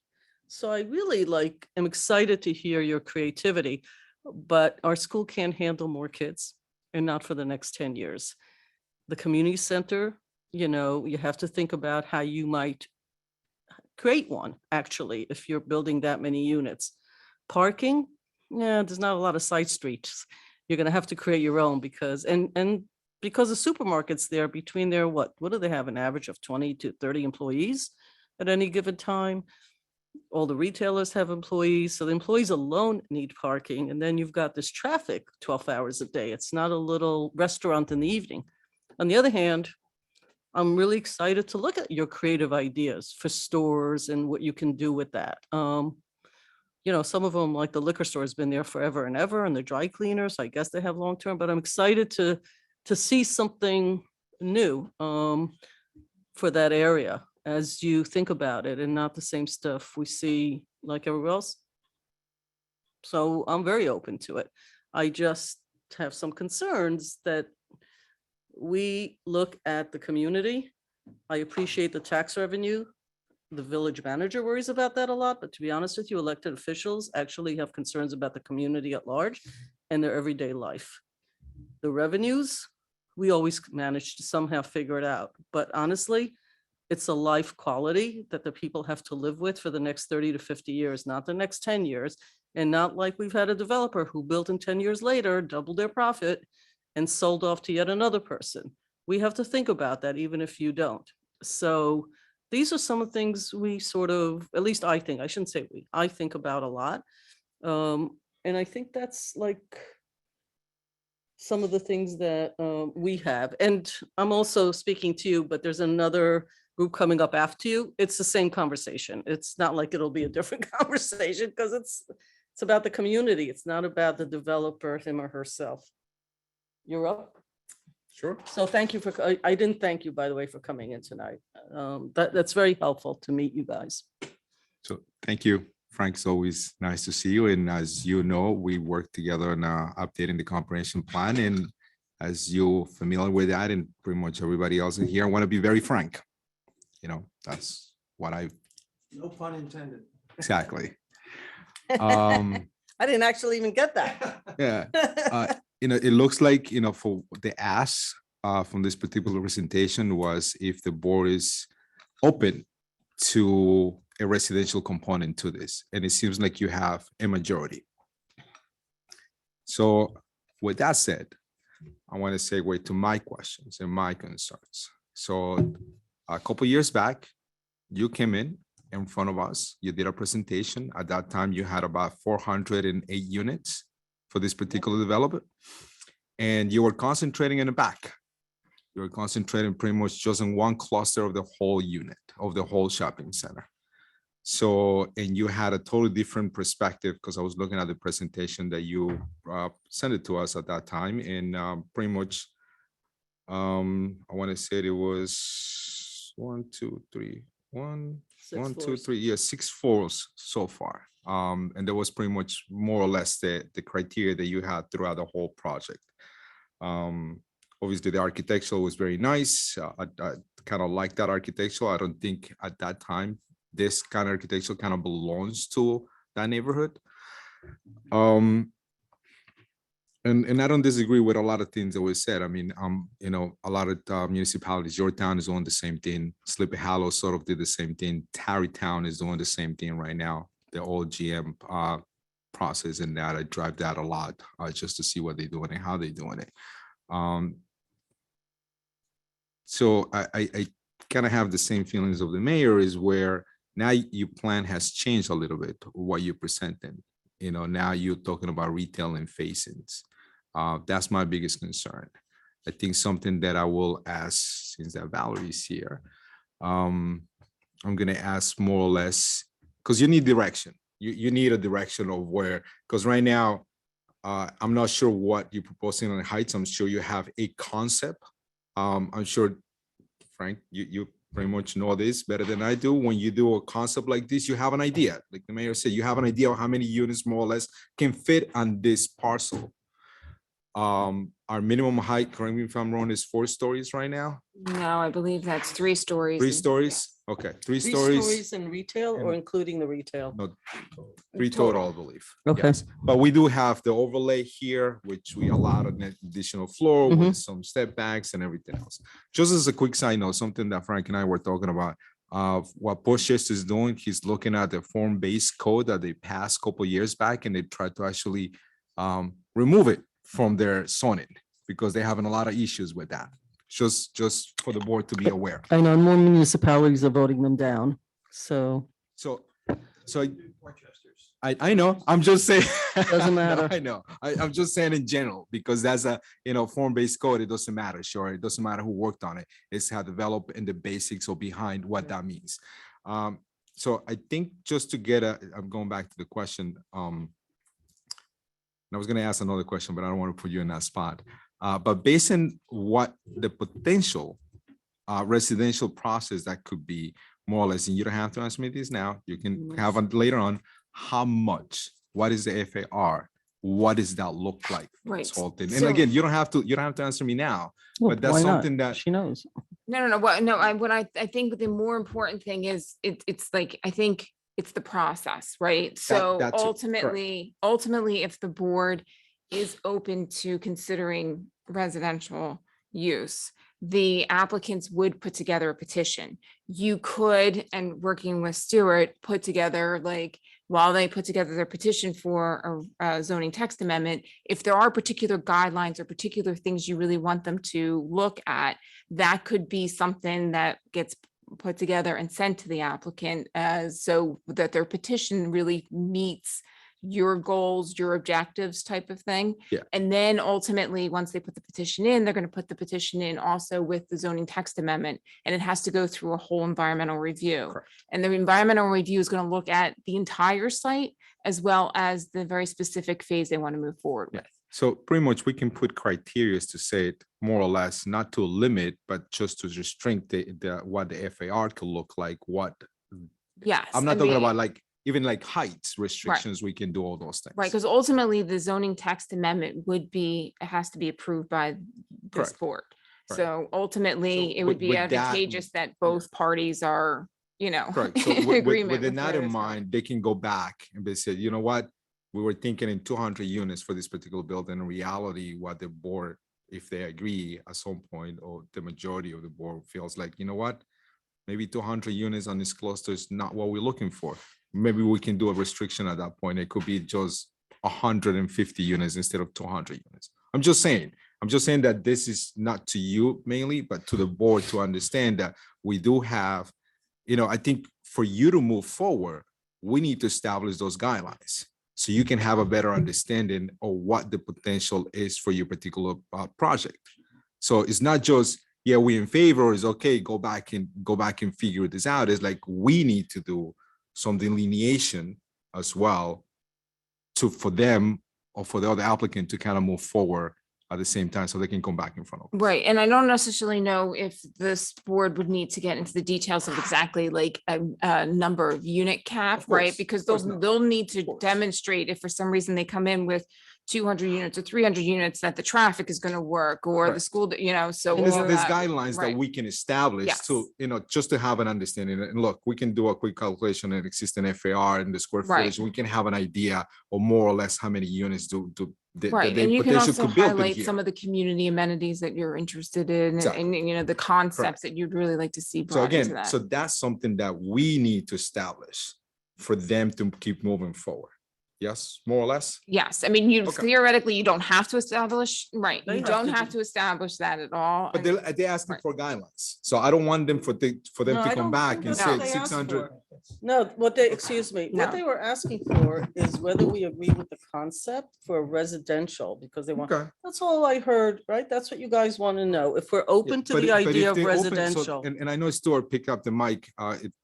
It seems like you want to say something, so I would love to hear what you have I to say, just and then want to I'll say reply it's, back. it's premature Yeah. to be Okay. putting Yeah. guidelines at this point. Right now, it's just to hear their concept. Right, And We don't even have their proposed text amendment. right, okay, So which is you- fine. So let me ask you this. So I understand that. So at the same time, if they come back and they say, this is my text amendment, as you mentioned, then what do we do next? Because then we need to, if the majority of the board says, you know what, we okay with this concept, let's move forward. And then what is the next step? It's an environmental review. So Right. that's when they do the It- formal It- application itself. It goes to the planning board right, for their recommendation and ultimately comes back before you for a full public hearing. So it's not cart before the horse, but at this point, they have a lot to do before you That's would fine. have any. Okay. Because the fact of the matter is, whatever their proposed text amendment is, will not necessarily be the final text amendment if you decide. We all know that. We all know that. Sure. But so let me kind of take it back. Just give me 1 second. Sorry, Frank. So let me take it back a little bit. Then thank you, Stuart. So when they come back with text amendment for the application and everything else, we can look at that and we Yes. can create boundaries. I'm going to call them boundaries on what they may be, if we all agree on what that could be. Is that better, Stuart? Yes, again. Okay.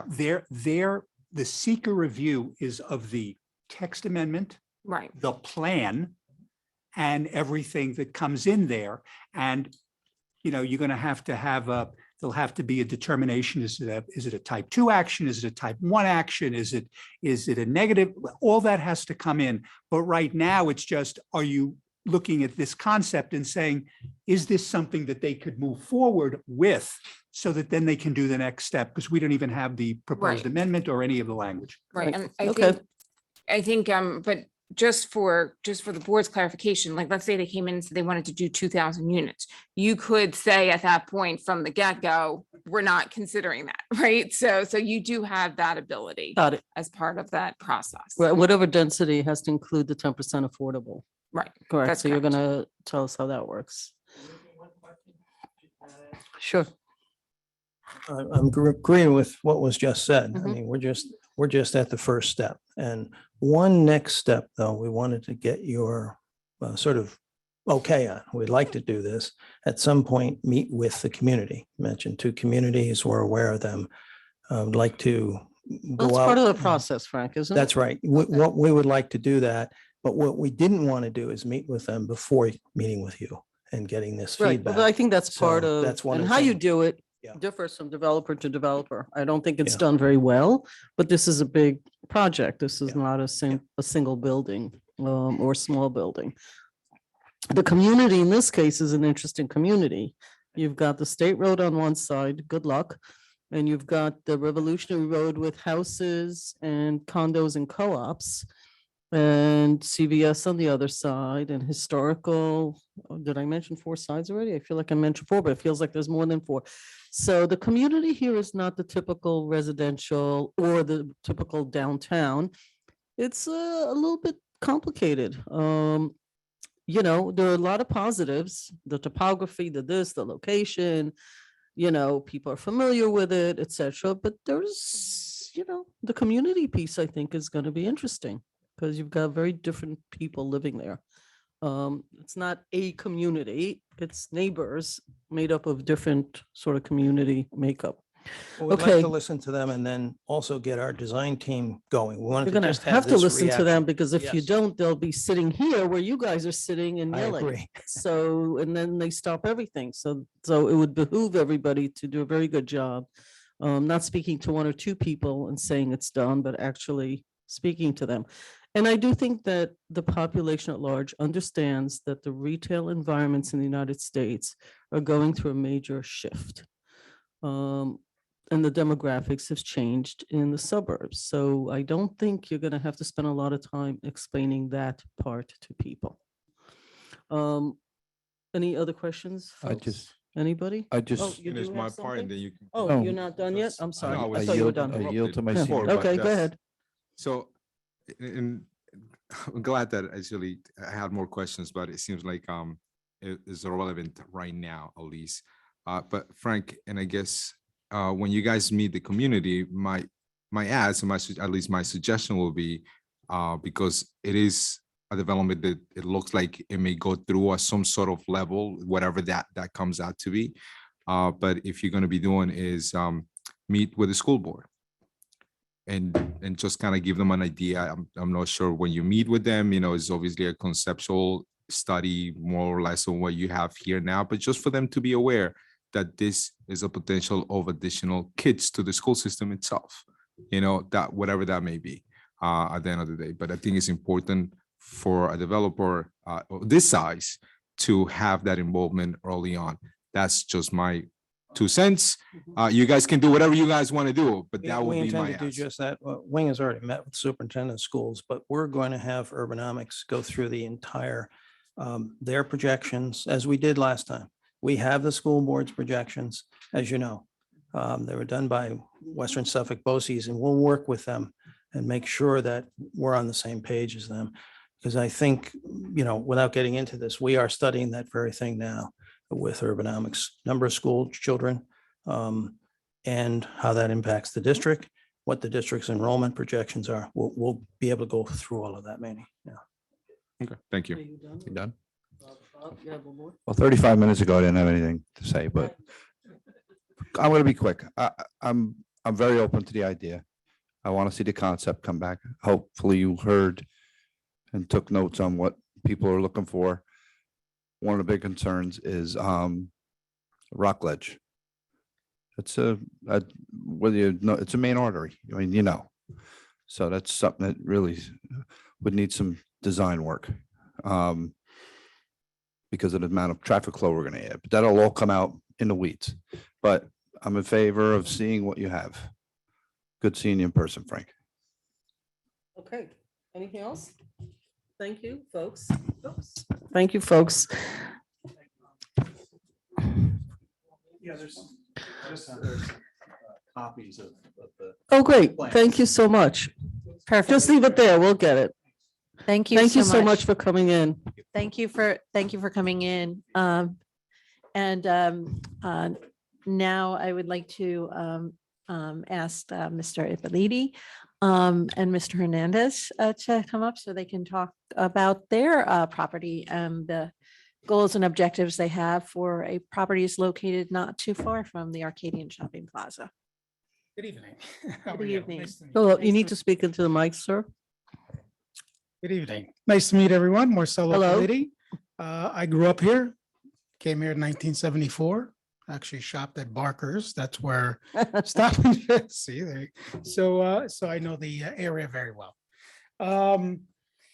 JB has been well, he's sent some a packet on what we have that we own. I own 178, 180, and 182 on South Highland Avenue. It's sandwiched between, right now, it's the tire shop, Capelli's, and TD Bank, across from High Meadow Co-op, and on the backside is Revolutionary Road. And we've owned that, my family's owned that for over 20 years. Right now, it's used as residential, but it's general business. And we're having a very hard time maintaining the property and also obviously maintaining the tax roll there with what we have. I have very limited resources, unlike the shopping center. I only have just the retail. And when we've gone out and tried to solicit any kind of rentals for the area, it allows drive-through commerce, it allows, yet again, another gas station, convenient mart, those things are allowed, but obviously we have plenty of those. And in fact, at one point, a few years ago, I was in the conversations and starting phase with Taco Bell. And then the diner burned down, and then that was an opportunity for them. So that's where Taco Bell is going. So I don't want to take a lot of your time this evening. I'll turn it over to JB so he can go over the concept that we have there. Again, it's already being used as residential, very limited. And so that's, we feel is will be better for the area. Thank you. Thank you. So. Good evening. Presentations, you can put it up on the screen. Okay. Well, as Marcelo said, we are proposing a text amendment. We did study the area. If we, the first slide. JB, can you put this up? You have to speak into the microphone. If you can put the first slide. Amy, can you put the slides up? I'm looking and I don't know that I have these ones. I have the, You I have a only have slide? the UCP. No, you do have a slide presentation. I sent it, probably, I didn't send it today though, so you have it from, I'll resend it to you. Okay, thank you. Yeah, you got it on Friday? Okay. Okay, can I start? You can The give me just a moment. property, as Marcelo had described before, is it's 3 parcels. It's about 0.58 of an acre, 25,000 square feet. It's about All three 400 together? Yes. It's about 400 square feet north of Rockledge. It's in the general business district.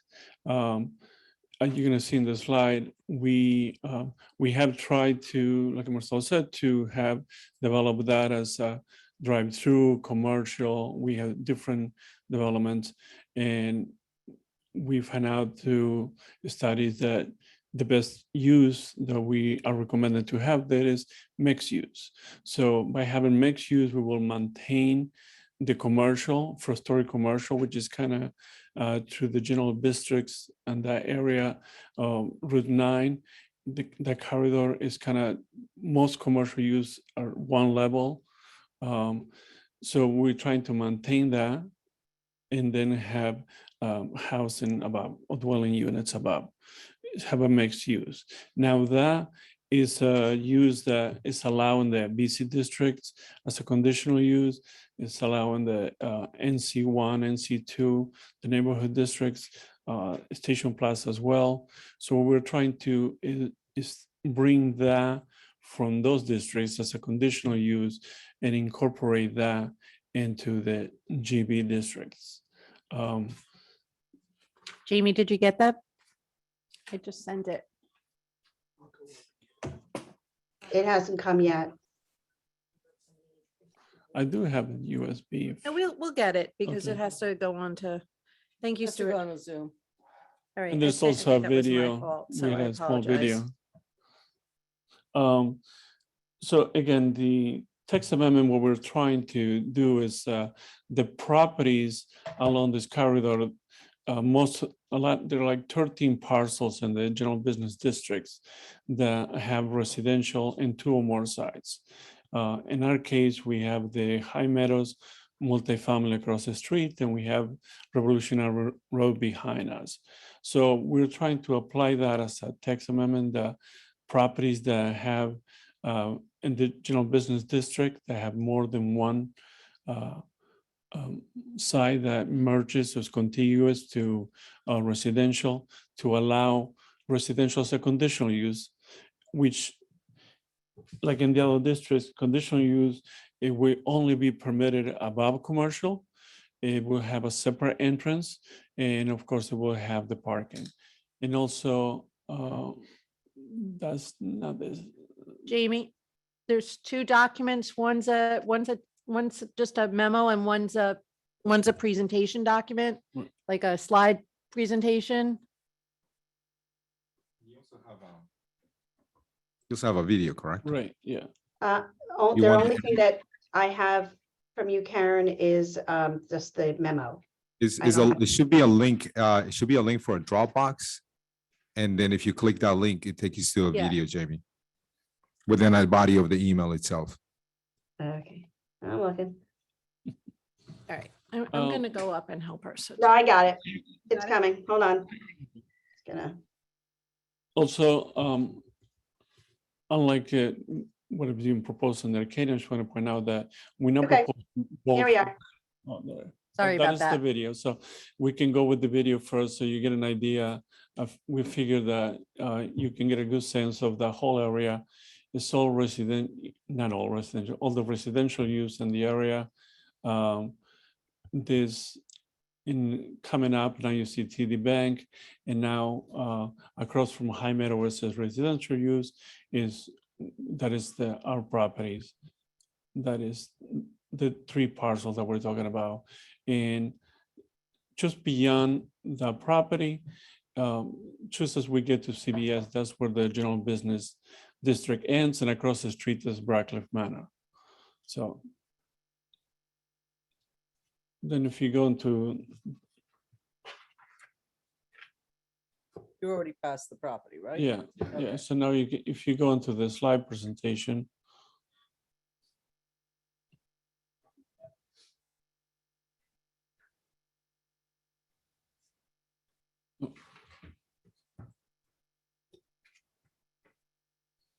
Is it in the Dropbox also?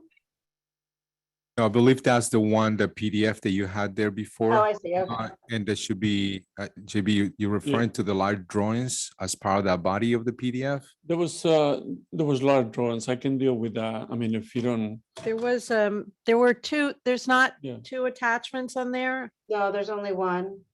I don't know why it didn't. Let me go up and help her, but they are here on this, will that be helpful?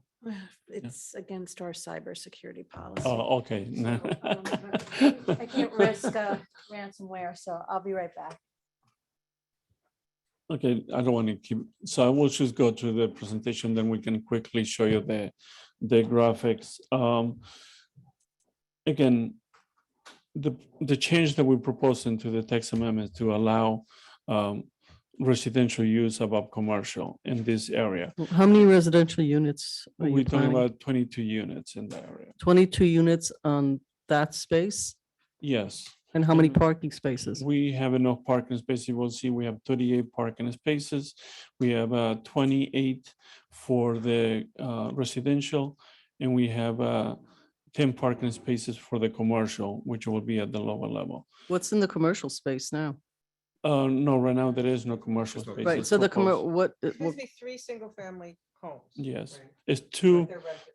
Yeah, no, it's 3 lots. One of them has a garage. There's a 2-family home and a single-family home. Yeah, It's right 3 now. family. Yeah, It's a 3 family, Families altogether, 3 family Yeah. altogether. There is no residential. So in keeping with, Mm. so with JB, in keeping with the scope of the village, which seems to, have commercial on the bottom and then residential on top. That's what we, with JB decided to put there. What would go there, I don't know. Again, we were just talking about retail and how it's not doing well, but that would be the concept. okay, okay. And they're the Right, so those are the, that would be the building, it'd be, so you can go to the next, I mean, that is the site in general. This is where the text amendment we're talking about again, the arrows point, the fact that we have residential on the front, which is High Meadow, residential on the back, and then we have mixed use on one side and commercial, which is the Capello building on the other side. If you go on the next slide, we cannot, when we presented this, we cannot try to touch on the different issues that will bring us to a text amendment.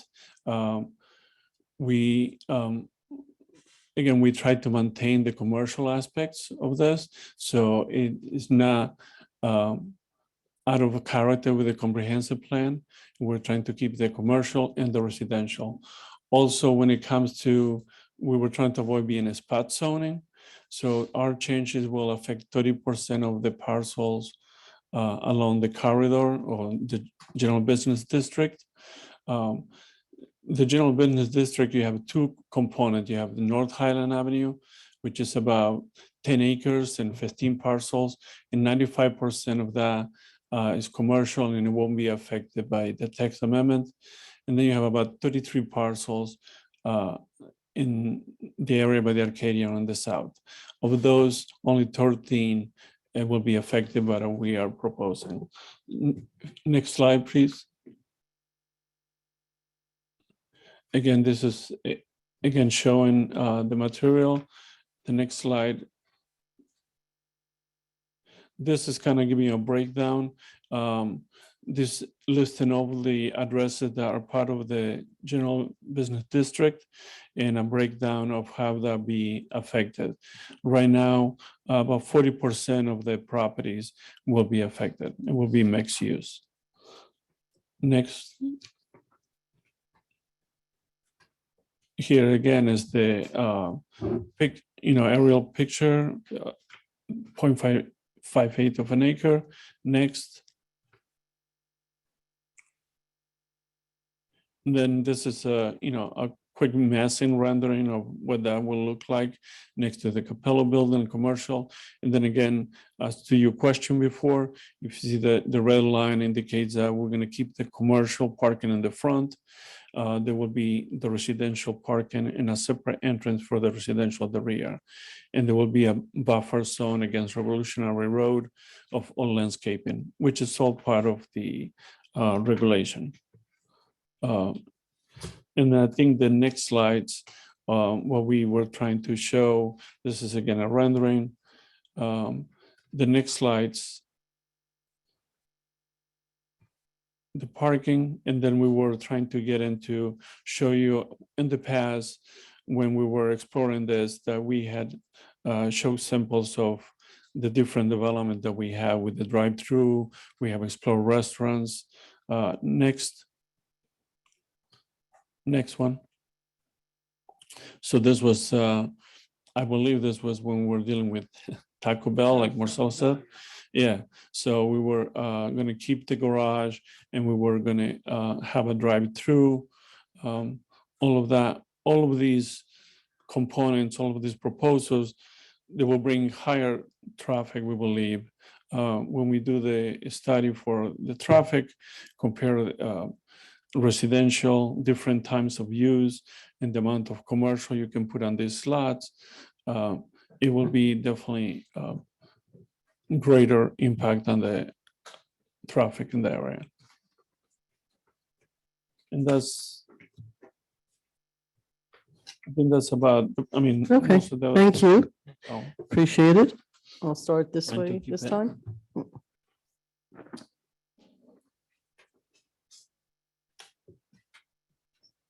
Well, it's always sad for me to see nice little early 20th century houses get torn down.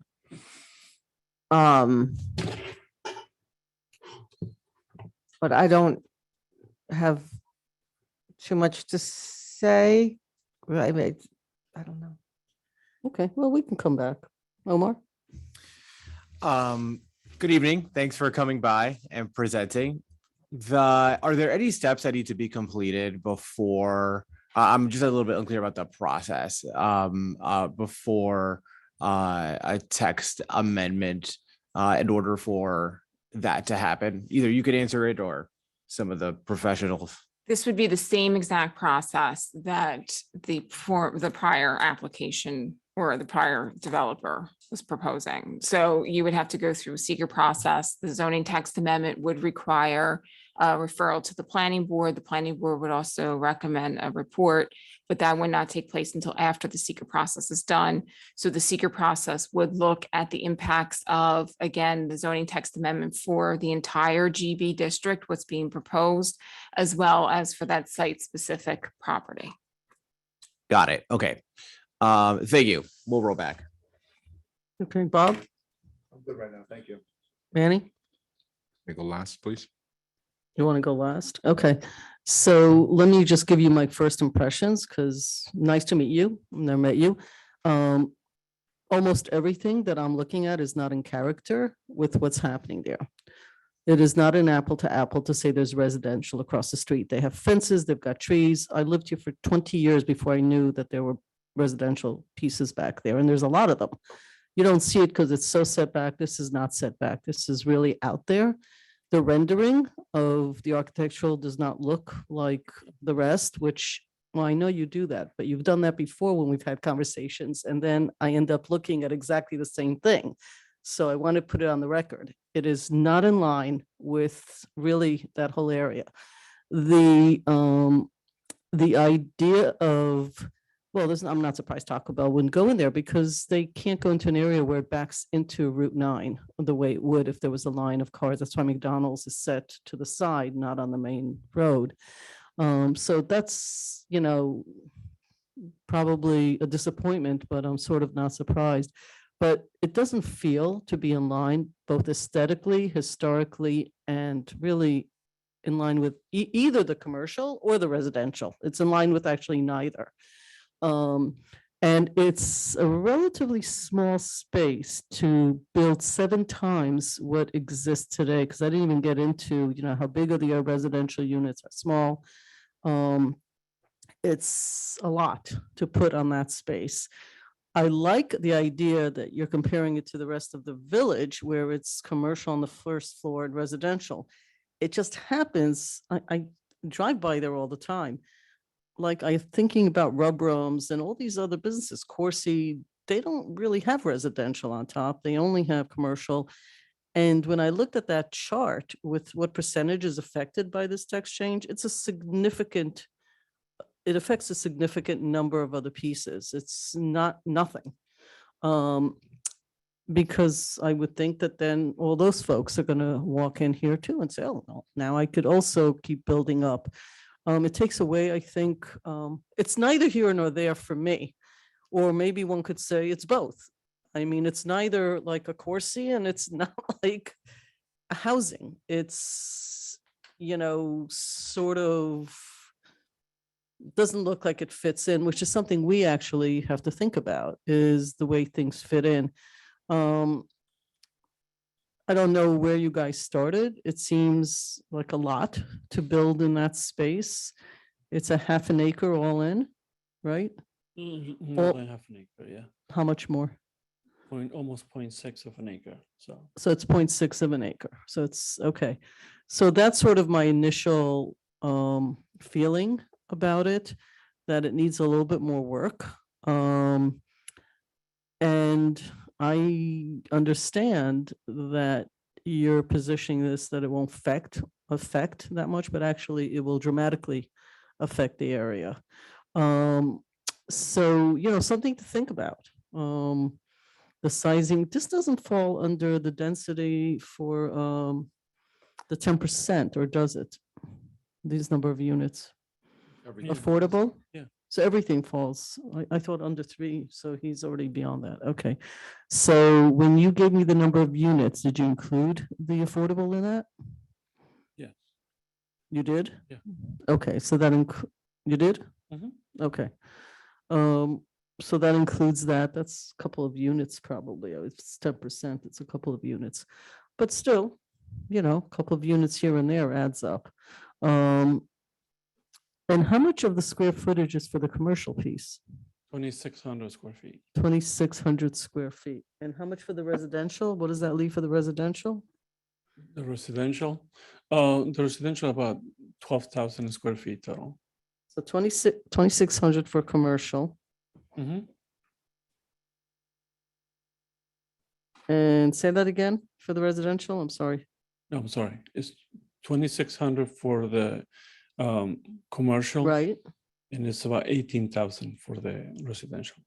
18,000 for residential. Okay. So that's just sort of my feeling about it, and looking at it. I just want to say that this is, again, is like the prior application. We're looking to get a feedback as the idea, the concept. We, this is like the beginning. Mhm. We, architecture, all of that. We understand that it has a long path to go. Yeah, no, the difference is that they have a much larger space to play with and you have a very tight space. Right. And you're butting up to the wall of two commercial pieces, the way I'm looking at what you're building. You know, you've got a very limited, it's much harder to build into, you know, very limited space than it is to a big plot of land that you could build, you know, design it in any way you want. You're not left with a lot here. Anyway, those were and it's the same thing, you know, it's 7 times what there is there now.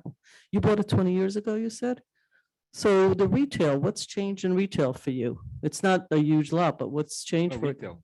I'm sorry, what's changed for you in 20 years? Because it can't be the residential piece, because residences are getting a lot more than they did 20 years ago. Change has been the maintenance and the cost of maintaining the property and also. tax. Martella, can you go to the microphone, please? So the maintenance of the property and just taxes continue to go up and there's Mhm. only so much you can get for rent. You know that. So I've been always neglecting some of the property and in order obviously to meet the expenses, but that's come to a head now. Mhm. Because again, I have limited resources. I don't have the resources as the prior applicant, you know, to draw from. And so now we're stuck. So when I did go a few years ago and say, okay, what can we do with this, you know, general business? Mhm. And those were the set number Right. of choices. So I went down that path, hired Princeton Realty to bring me some people.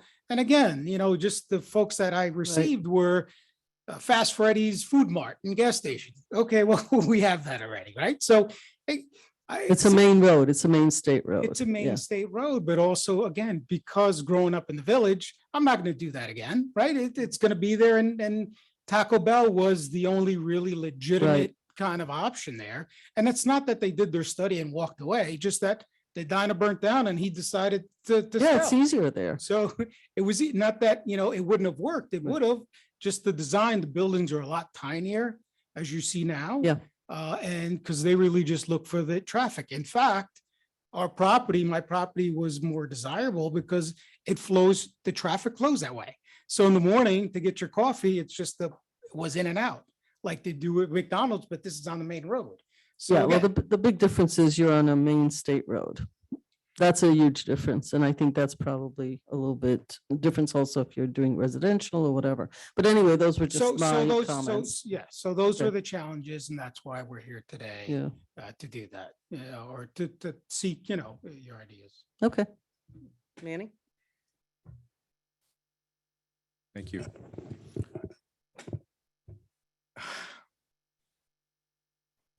Now I'm going to start with this as a comment to the board that it baffles me sometimes that we were so welcome to a big developer and the questions that the rest of the board asked and how sort of more in favor that they were to this project. And when a local developer comes in, I want to say call a local developer or local resident comes in, it becomes a little bit more of a different conversation. So my first question is going to be to the board, because that's what these two applicants were here asking, see if they're interested, if the board is interested first to actually seeing or make any changes to the zoning. So Dana wasn't really sure. I didn't get the vibe that you wanted to do this or not really. So I want to make sure, because they're asking for feedback. So I want to make sure before I ask my questions, I want to make sure that the board more or less is in favor of getting any feedback from here for them so they can move forward with that. So are you more or less interested in seeing what they want to come back or not really? Yeah, I'll look at anything. I mean, they are somewhat different projects, but I understand the predicament you're in. I would imagine you would want to join the lots together, wouldn't you, into one lot? But I'm sorry, Dana, it's just, I'm not asking for those. What I'm asking is, and obviously that's part of what Valerie alluded to before. So what I'm asking is, are you in favor for them to look into this more in detail? Because they do have a text amendment right now, a sample of something. I that am we can concerned react. about the precedent it would set for all these other parcels. But we don't, so let me kind of go back a little bit, sure. So Arcadian, I'm gonna call it Arcadian because it's simple for people to remember, is asking previously asked for 480 units. Right now, they're asking for 200 units plus a number that is unknown. So they're asking right now for 22 units and maybe the potential of 13 parcels, more or less, that could have some impact if the other 13 parcels decide to build something at some point. So if we're comparing units, it's not really comparing apples. We're actually comparing numbers to numbers, sure. So that's what I want to make sure that the board understands and what the direction we want. If the board doesn't want to do this on this particular presentation, then I just want to be clear. Because again, that's going to define the questions that I'm going to ask. So that's what I'm asking the board. Is the board willing to entertain what this second presentation is about? That's all I'm asking. So it's a yes or a no. Simple as that. So whoever wants to answer, they're more welcome to answer, but I need to figure it out because if not, then I don't have any questions for you guys. I'm in favor to look to continue. Yeah, this. That's- I'll go. So the difference for me, and I'll start by prefacing, I know I look like a housing and land use professional, but trust me, I'm not. I don't know a lot about this stuff. But the big difference that I see between the last presentation and this one, there's two big ones. Number one, the last presentation had to do with a zone that they're the only body in the zone. The PC zone, I believe it's called, they're the only ones there. So if we were to make a change there, it only affects them. If we make a change here, it affects all of the greens that were on the chart. So the 3 properties that you all, and then all those other greens. What does that mean? I don't know. And so that it creates more questions for me, as opposed to them saying, here's the vision. In order to see this vision, we didn't need to make this change. Do you like the vision? Let's make the change. Okay. And there's other questions, of course, but it's a little bit more straightforward. This one, a little bit less straightforward because I don't know what the implications. That's number one. And then number 2 is the idea itself is one that, using my own sense of what the village needs, we certainly need housing. We have a shortage of housing. I'm unclear about what you all are thinking in terms of how, like, the pricing of these particular units. The last presentation talked about, hey, we're aiming towards kind of middle of the road in terms of price, not luxury, but like middle of the road. So I don't know what you all are thinking, but we need housing across the board, middle, high, low, everything. So that works. I think that's good. I don't know enough about the commercial. I don't know enough. Generally speaking, I would be in favor. My inclination would be, I would be in favor in hearing more.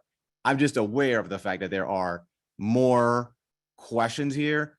There's a text amendment. So you all have a version of it. An option of is that we could create a version of it.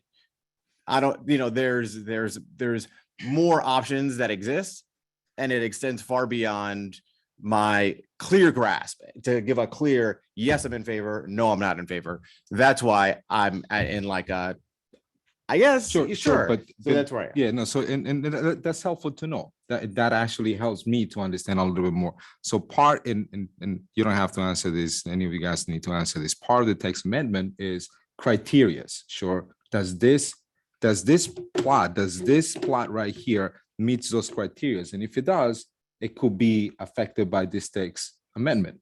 Just keep in mind that 2017, 2018, not this board, and I was not actually part of that board at that time, but the board actually passed in the story, you may recollect this, McCloskey home. They came in with a text amendment that only affects that particular property and a T-zone. But there were criterias. You have to meet, and the one that I remember is the acres. You have to meet 2 acres. I want to say maybe more or less. Let's say it's 2 acres.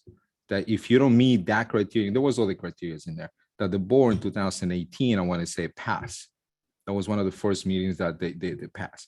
But it affected all the T-zone. The T-zone is a very big area within our zoning. So I want to make sure that we are, again, part of the request is obviously looking into that. Is that going to affect this? And again, this board has that, again, the same thing as it was stated before on the other presentation, that we can modify that. We don't have to agree with everything. I just want to make sure, again, some of the questions that I have is based on are they going to move forward or not? So it seems like you are open to move forward somewhere, somehow, for them to go back for the next steps. So that's Right, yeah, I would say I'm generally, I'm biased toward progress. I'm progressive. I'm biased toward progress.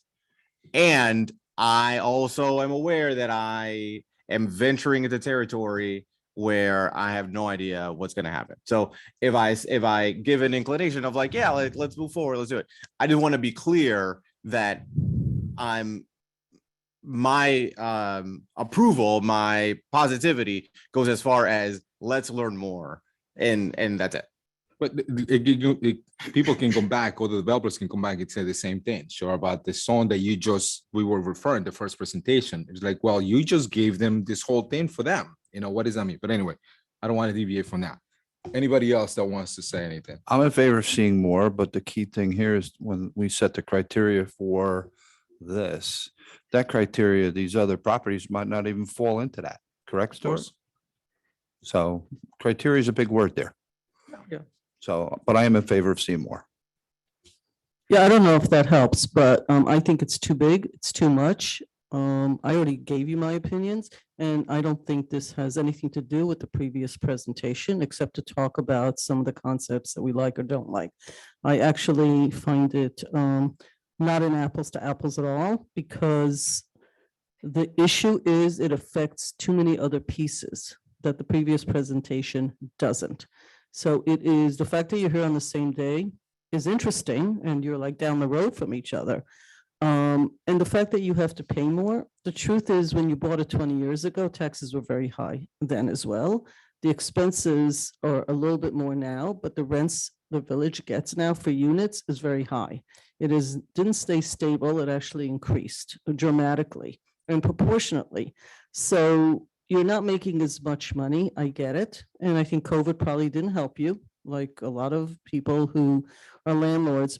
But the presentation is not full enough for me, because I don't have a sense of the effect it has on other areas, which is what makes this different, and what makes this something that we always struggle with when landlords or developers, however they call themselves, come in, whether to us or planning or zoning, because the space affects other spaces. And unlike Manny, I'm not as interested in what we did 5, 6, or 7 years ago, because the community has changed. I'm more interested in what we're going to be doing going forward. A few years ago, there was a diner and, a vet in a place that now there's a 7-Eleven. It's a totally different makeup now. A few years ago, there wasn't those condos that are very expensive sitting off the road. That belongs to Briarcliff, I think. Yeah, the Briarcliff, whatever it's called. So I don't know if I agree with the analysis, but those are my concerns. Because it's a presentation that just feels like I don't know what I'm basing my yes or no on. So I can only tell you how I feel when I see it, but I don't know what I'm basing it on. And I don't know, Valerie or Stuart, like what does it affect besides them if we make the change? And that's part of if you have the applicant move forward with the petition, that's part of the seeker process that we'd start analyzing. I mean, right now they're proposing to have there has to be residential districts on 3 sides, but part of that 3 sides is also Route 9, right? Because you're looking at the right. Mhm. So that's something else we'd have to take into consideration, because usually it's considered adjacent to the property as opposed to split by a right of way. But No, I see what so you're there's a saying. lot of, and I think you're proposing 4 stories? Okay, so 3 stories. 3 stories total. Yes, we're not changing the bulk. yeah, we got that. Right. And so, I mean, there are some elements that could be tweaked on that site plan in terms of, where the parking is located. Because right now the bulk regulations are very focused on commercial use along like a state Route 9 and where that could be altered as well. So there are some options that could be explored on that site if the board. What's the closest area to this that has commercial and then 2 stories of residential next to them? I only see the bank and Corsi's and Right, in that Capelli's. area. In that area, there aren't any. Okay.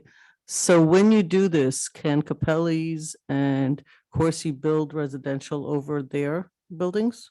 So I believe based on the zoning, and this is just a quick look at the zoning map, but if they're across the street from the apartment complex, then yes.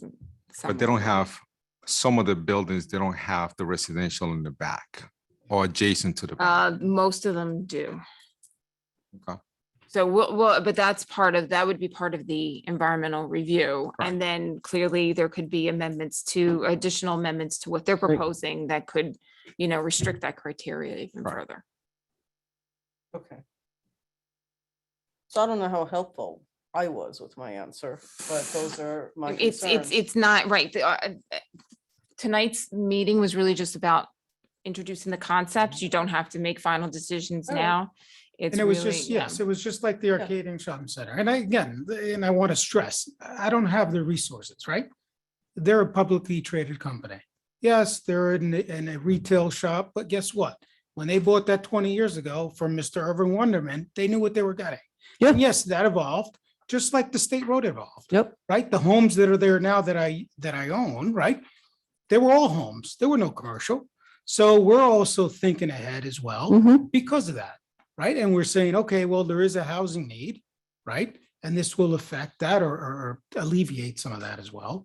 And aesthetically would look much better in a main artery coming into the town, coming and leaving.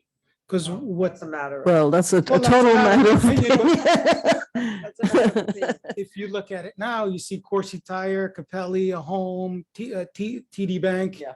It's not appealing. Well, we were, I think, referring to the rendering that was shown. Oh, no, well, the rendering again, we could have And it's brought the very one from subjective. Wilton I too. wouldn't but- know, it's just my own personal opinion. It has nothing just- to do with anything, because that's just my own.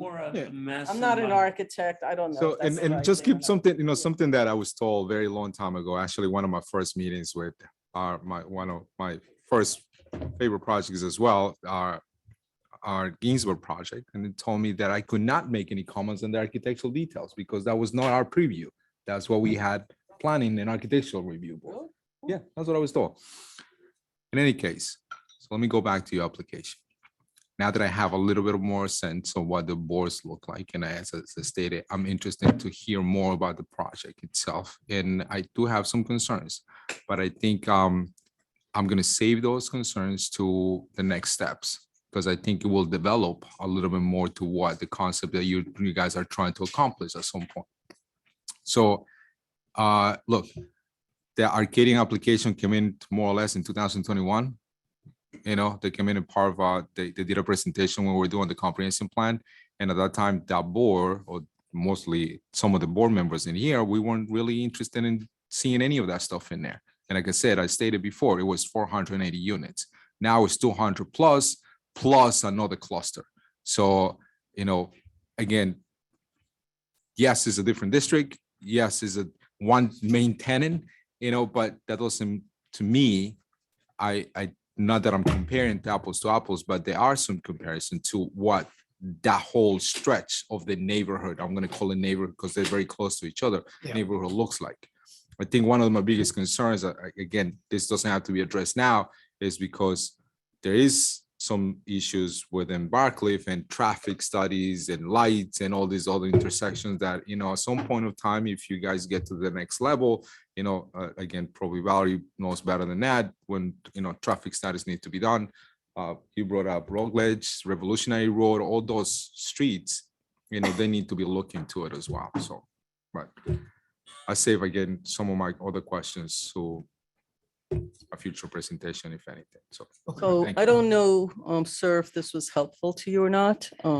If you garnered any more information than when you walked in here. I hope you did. I don't know if Yes. this is helpful or not. Yes, definitely did. Okay. And got the feedback from the board, right? As far as, I what just, you yeah, wanted I to just hear. feel like at least it's more or less 3 people, more or less, I want to say, that are interesting to see next level.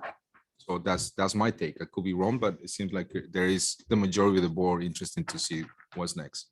Okay, thank you. Thanks. Have a good night. Thank you. Thank Thank you. you.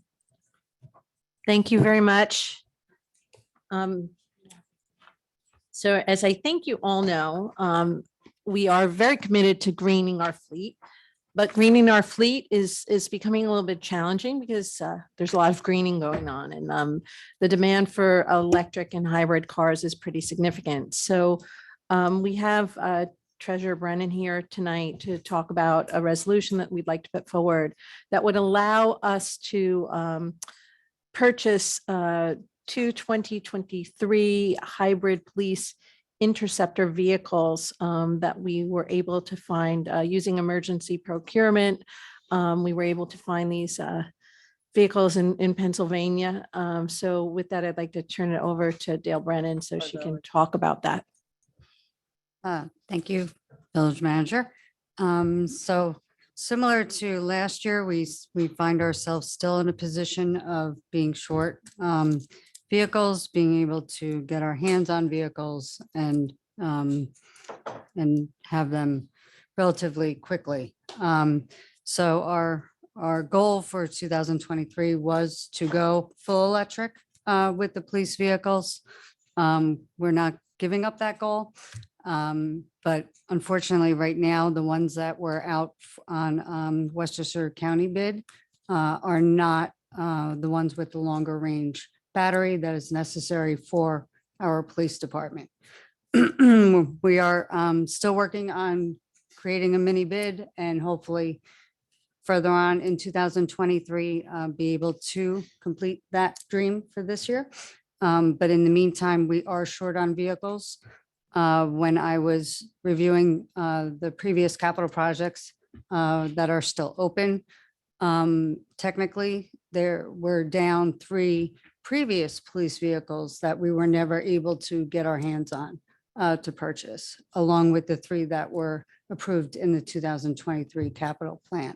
So if the board does authorize purchase of these 2 hybrids, which is halfway almost there, that will at least create a little bit of a relief so that they have those vehicles and we can hopefully focus and get the fully electric ones probably further into 2023. So the big thing here is they're hybrid, not fully electric. Is that the? whole Right. deal here? Mm-hmm.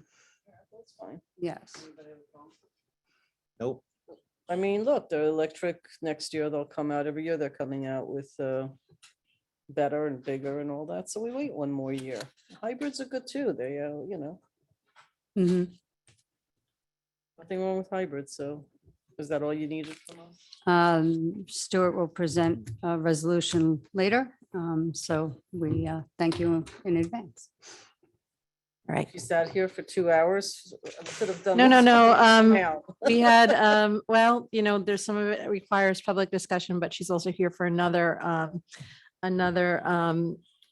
budget adjustment. So, and we also have, so this is regarding the pool and locker room project that we've got 1 bid response. And it does require a budget adjustment. So we have, Dale can talk us through how we can finance. She sent a pretty involved memo about it. So to the board, we can take you through the details. And we also have Paul Fraioli and Bill Garrison is here via Zoom, as well as Mark Porterfield, who is our consultant from Lothrop Associates, who did the design of the pool project. So with that. If you'd like, I'll just review the finance Just tell portion us how of it. much more it's going to cost. How much more is $484,639, which is over the original budget amount of 1.1 million. In covering this gap, we do have 2 capital projects previously funded from general fund balance for the community center. One was for the 2019 Community Center Functionality Assessment project. That project has a balance of $100,000. And also the original 2020 pool resurfacing project that has now morphed into this bigger all-encompassing project. So there is $121,064.09 left in that project. So those two amounts can close out of those two capital projects and be moved to the current new pool renovation project. At that point, that leaves a budget gap of $263,574.91. That would have to then be funded from general fund balance. What was the original budget on the pool? 0.1. No, not this one, the one in 2020. Oh, The one in 2020, and it was just to resurface the pool. Okay. It wasn't for anything else. Okay. I think it was about 180,000. Give or take. They said there's 121 left. Yes. So I'm gonna piggyback on that. So out of the 120 from last time that we sort of estimated for the resurfacing of the pool, what was the number that came now for the resurfacing of the pool? You mean just the pool portion? Just the pool portion, because I'm sure when you guys got the bid, you guys got some sort of line items, proposal from any of for the only one that they came in front of you guys, or responded to RFP. So how much are they charging for the resurfaces of the pool now? Bill or Mark, do you have that figure handy? No, the bid documents did not include a line item breakdown. Can I ask you why? Actually, you should probably address that to either Bill or Paul, since the village prepared the front end, which is the bid proposal itself. I'll take that, Bill. Okay. So yeah, we did a lump sum contract. We decided that we were going to take, when we applied for the grant, which was a SAM grant of $500,000 towards this project, in the definition of in the application of the grant, we said that we're going to do this, and we gave them a list of things that we're going to do to the community center. We didn't make it an a la carte bid because there was really no intention, based on the grant being based on our scope, to take out items, individual items that the contractor would bid upon. It also takes away what happens sometimes where contractors tend to weight certain items based on what they think is going to get done or not get done, versus just doing a full lump sum. Now, we will eventually get a schedule of values submitted as part of his shop drawing submittal when we start this project. So we have a mechanism for payment. We'll get a schedule of values and there will be a number assigned to it then. But I think the intent from the beginning, largely based on the grant, but also largely based on the superintendent's druthers, we want these things all need to get done in the recreation center. And that was the real concept for holding up the original much smaller scale of glazing the pool and really turning that into a renovation project to get a lot of the renovation around the pool area done in advance of the DRI facet of the buildings. And I don't disagree with that concept. I think there's one way to do it. Sure. I think my concern, because this is definitely I'm going to call it $500,000, more or less. Besides, if we were to bring all the line and all the projects into this line, I think it will give us the ability of value engineer the project a little bit better. Sometimes we take that. I mean, the whole problem for me is like it's only one person bid the project, so it's really hard for us to even compare it to other GCs. Well, I will tell you this: while we were going through the scoping of this project, we did have, before we made the full determination to go forth with Mark Porterfield's group and bring them on to create an all-inclusive bid document, we did bring in separate contractors to kind of get an idea of how much things cost individually. And And that also helped us define the, the level. budget. Yeah. Yeah, not just the budget, but also the specifications. There was lots of options Bill could have chose for the glazing of the pool. But he picked one that was more appropriate for the pool's present condition and what he thought is the long-term use. And then, things morphed off the pool. There's Bill, I don't want to go too much into your weeds here, but there was items in the pool area that became apparent as we were walking around. There was issues with the chlorination system. There was issues with a leak within the circulation of the circulation system for the treatment of the pool water. So that still has to be that's now included in the contract. And the reglazing of the natatorium addition became something that arose from rethinking the skylight system up there. So that, and we brought those vendors from the old project actually back onto the field to kind of give us that input. So I don't know if you want to add to that, Bill, but that's kind of the genesis of this lump sum approach. Yeah, only that the resurfacing of the pool is probably the least amount of expenditure here in this project. The lighting and the reconditioning of the locker rooms is the major expense here. I don't know if I'm gonna say I don't disagree with you, but I just want to kind of compare how much, let's say for argument's sake, sure, and then after that I'm gonna be quiet because I'm anyway. Can I add one thing? Just let me finish my thought before I forget. So let's say we had $200,000 for argument's sake. I'm just gonna run numbers off, sure, for the resurfacing of the pool last time. And if we were to get a line item now, and now the pool is $300,000. So my way is we could have saved ourselves $100,000 between last time and now. And that $100,000 could have been utilized for something else. That's sort of more or less where I am, just to kind of see what numbers are. But I'm gonna stop right there.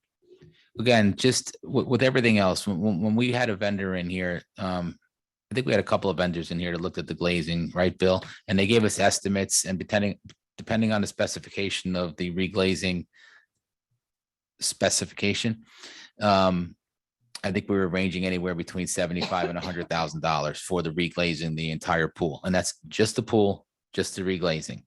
And then, like I said, we started talking to Bill about, well, what else is going on down here? And then we found out that there's a leak. There's a leak underneath the deck. We don't know exactly where it is. So there's a component in there for restoration of the decking.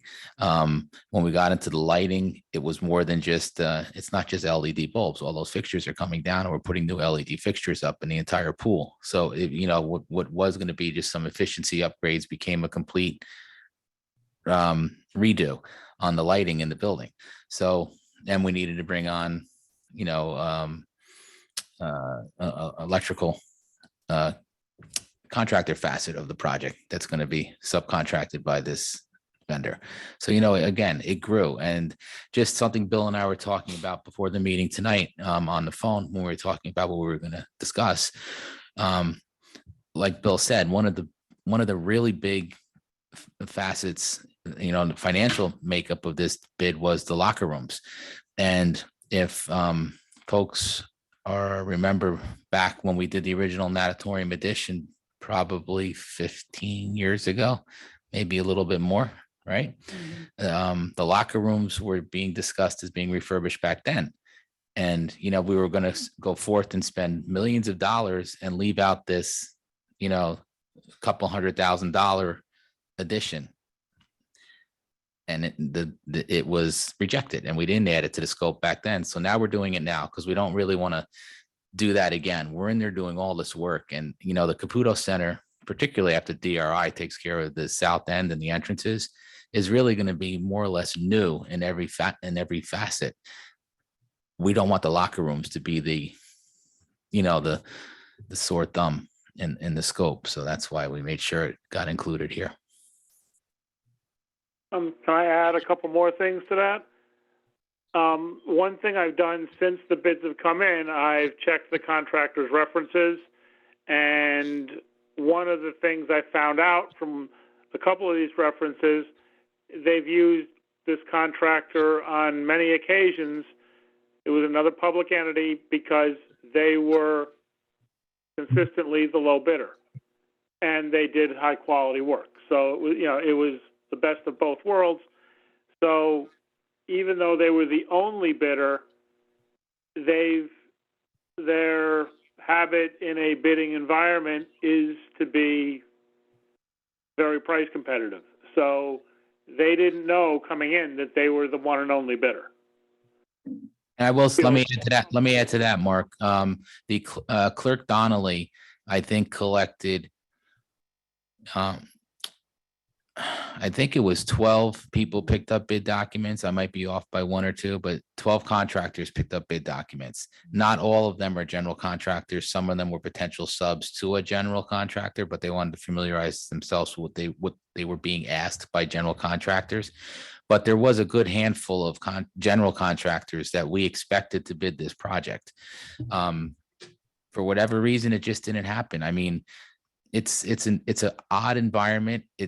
People do want to get back and do the work, but banking is odd, and getting bonding might not be so easy for contractors because, I know $1.5 million is a ton of money, but $1.5 million is not a big job relative to some municipal contracts. And we are not attracting the large scale, $10, $20 million general contractor to jobs like this. And I'm glad Mark really hasn't talked to Bill and I in too much depth yet, because he's still undergoing his scrutiny of the contractor, and he's gonna send that to us formally before we ask for formal award. But it's nice to hear, though, that this person has a lot of municipal kudos in his chest. Any comments on this side? Okay, so look, it's 40% over budget. It's getting exhausting to sit here and do budgets for 3 months and then approve all these misses. On one hand, on the other hand, I think it's realistic to believe that across so many construction work, this is going on. So you guys are not like on your own here. I'm actually more concerned, as Manny is, that there's only one person, one company. That actually is disturbing to me. That being said, I've worked with pools, like in a large community center, it was exactly the same thing. Every time we turned around, there's another $200,000 surprise. Pipe under the basement boards, pipes that went under a basketball court that nobody knew about because they were built like who knows when. So, it's water sitting on metal and wood, and it's got chlorine. I mean, it's corrosive. It just goes through everything. Lighting, also a problem. So it sort of doesn't surprise me. It's just getting really tiring to have you guys come in here and be over budget on estimate after estimate after estimate. Because at one point, I think the pool I would make an exception to, having gone through it myself. At some point, we're going to say you got $1 million. Figure out what you're going to get for that. Like we could do that with this. You got 1.1. That's it. Figure it out. Then don't fix some things. But I don't think we're there yet. It's just getting a little bit frustrating. It must be frustrating for you guys too. And you always regret, as I've learned, not doing it right the first time and skimping. But we've got to start balancing this out, because it's getting to be too much of a consistent issue that every time we sit here, we're being told the same thing. Because some points don't get one more car, don't get one more snowplow, don't put this stuff in. So you're going to have to start thinking in those terms. But I mean, I've just been through the pool disasters. Pools it's like municipalities are cutting them out. They don't even want them anymore. They don't last very long. And are you, by the way, continuing to use chlorine, or do you guys switch over to salt? No, it's chlorine. It's chlorine? Yes. Okay. Anyway, we saw the renderings, or we saw what you guys were looking at. In addition, the locker rooms. I actually have not swam in that pool. I'm not a big pool person, but I have been to the locker rooms, and I do get complaints about them. You've got young children in there, it's highly used. It's got to get done. Should have been done years ago. I don't know why we're still cleaning up after what wasn't done for years. But I guess we are. So I'm okay with it. I'm disappointed. I'm sure you're not happy about it, but we gotta move forward, but you gotta, if we keep having this 40% overage, and one vendor in this, we may have to start deciding what we're doing, what we're not doing, and focus on what we can do. We look to you guys for those recommendations. That's, and I know you're thinking about it. So just to say one thing in the reference what you said, Mayor, is this was originally discussed COVID, pre-COVID, give or take. So COVID has put such a drastic hit on the cost of materials that, yeah, if we did it back then, we'd be okay, but we didn't.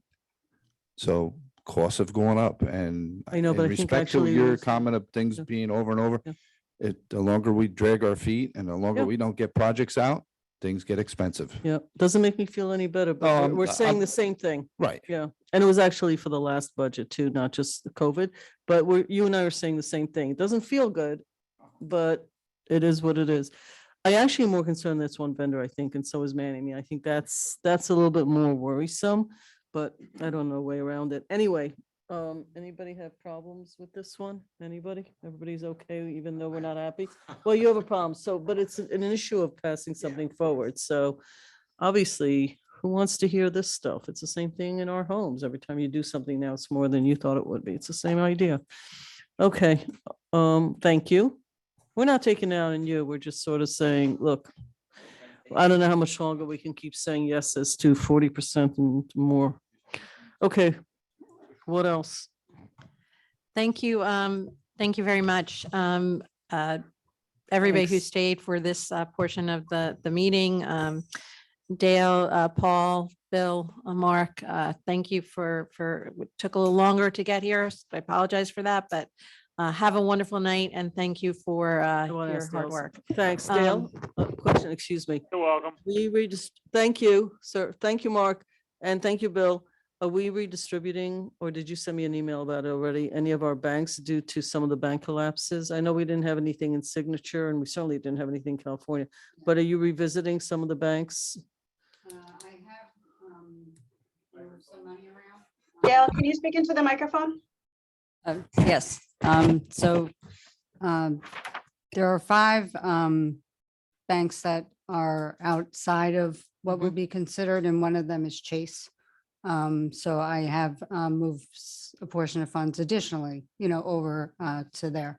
But also, we are fully collateralized. Okay, I'm just, So okay. we are covered, Okay, good. on that area as well. But I never like to have everything all in one. No, I know, place. we do like 12, right? Yes. Okay, Mhm. thank Yes. you. Thank you. Thank you so much, and thank you for that reassurance. Next, this is for Corporation Council. This is something we discussed at the reorg meeting, and it's still something that we have to finalize, but it's the expense reimbursement policy for elected officials. Oh, Thank you, folks. Thank you, Karen. This was discussed last December when the board adopted the policy for employees, but at that point deferred on with regard to electeds. It's basically camera ready. The question is if the board is ready to approve it. Okay. It's not getting approved tonight, so. I'm okay with what you said now. Then that would be on for the April Thank you. 4th agenda. Okay. Thank you. All right, Okay, all right. do we have a motion to adjourn work session to a special meeting? Second? All in favor? Aye. Aye. Okay, thank you. We are now in special meeting. Jamie, is there anyone out there who has a comment, who is there to raise their hand with regard to the one resolution on tonight's agenda? Stuart, I believe one is definitely probably not, but if there is anybody in the audience or in the gallery that's interested in sharing their thoughts, please raise your virtual hand. About items on the agenda. Right. Yeah, I'm just was piggybacking what Stuart had said, but no, I don't believe there is anybody. Thank you. Sorry, Res- Stuart, do you need to do a roll call? I'm just reading it because it's a part of our agenda. Just in What, the case. resolutions Steve's gonna Oh, read now? I have a flight. He needs to You get got out. it. Okay. Let's move it That's fine. along. Thank you. Okay. Well, but I'll be happy to take roll. Why not? It's okay, don't worry about Trustee it. White? Present. On this Okay, one. trustee Kazada, Present. trustee Fritchie, I am here. deputy mayor Lopez, Present. Mayor Levin. Here. Okay, board resolution. Whereas the Village of Ossing's procurement policy identifies emergency procurements as an exception to competitive bidding requirements pursuant to general municipal law, section 1034. And whereas the following three basic statutory criteria must be met to fall within the emergency exception. A, the situation must arise out of an accident or unforeseen occurrence or condition. B, public buildings, public property, or the life, health, or safety of property of the village's inhabitants must be affected. And C, the situation must require immediate action that cannot await competitive bidding. And whereas the Village of Ossining Police Department is scheduled for the purchase of 3 electric vehicles in 2023. And whereas efforts by the Ossining Police Department to locate the electric marked police vehicles have been unsuccessful to date. And whereas the village is considering the purchase of hybrid vehicles due to the difficulty in locating all electric police vehicles. And whereas Ossining Police Department personnel have been able to locate 2 hybrid police vehicles for purchase in Pennsylvania. And whereas there is a need for these police vehicles and there is a great concern that if the vehicles are not secured, the department may find it even more difficult to locate available hybrid, not to mention electric police vehicles for purchase. Now, therefore, be it resolved that the Board of Trustees determines that an emergency exists warranting the use of an emergency procurement exception of the village's procurement policy, and be it further resolved that the village manager is authorized to sign a purchase order for 2 2023 hybrid police Ford Interceptor utility vehicles from Bill McCandless Ford, 8416 Sharon Mercer Road, Mercer, Pennsylvania. Do I have a motion? So moved. Second. Any comments? All those in favor? Aye. Thank you. Tell the chief I want to drive. Am I allowed to drive? I want to drive. I want to be the first one to drive the hybrid police. That was fast. Do we have a motion to adjourn the special session to executive session for matters of personnel and advice of counsel? So. Second. All those in favor? Aye. Aye. Okay, we are now.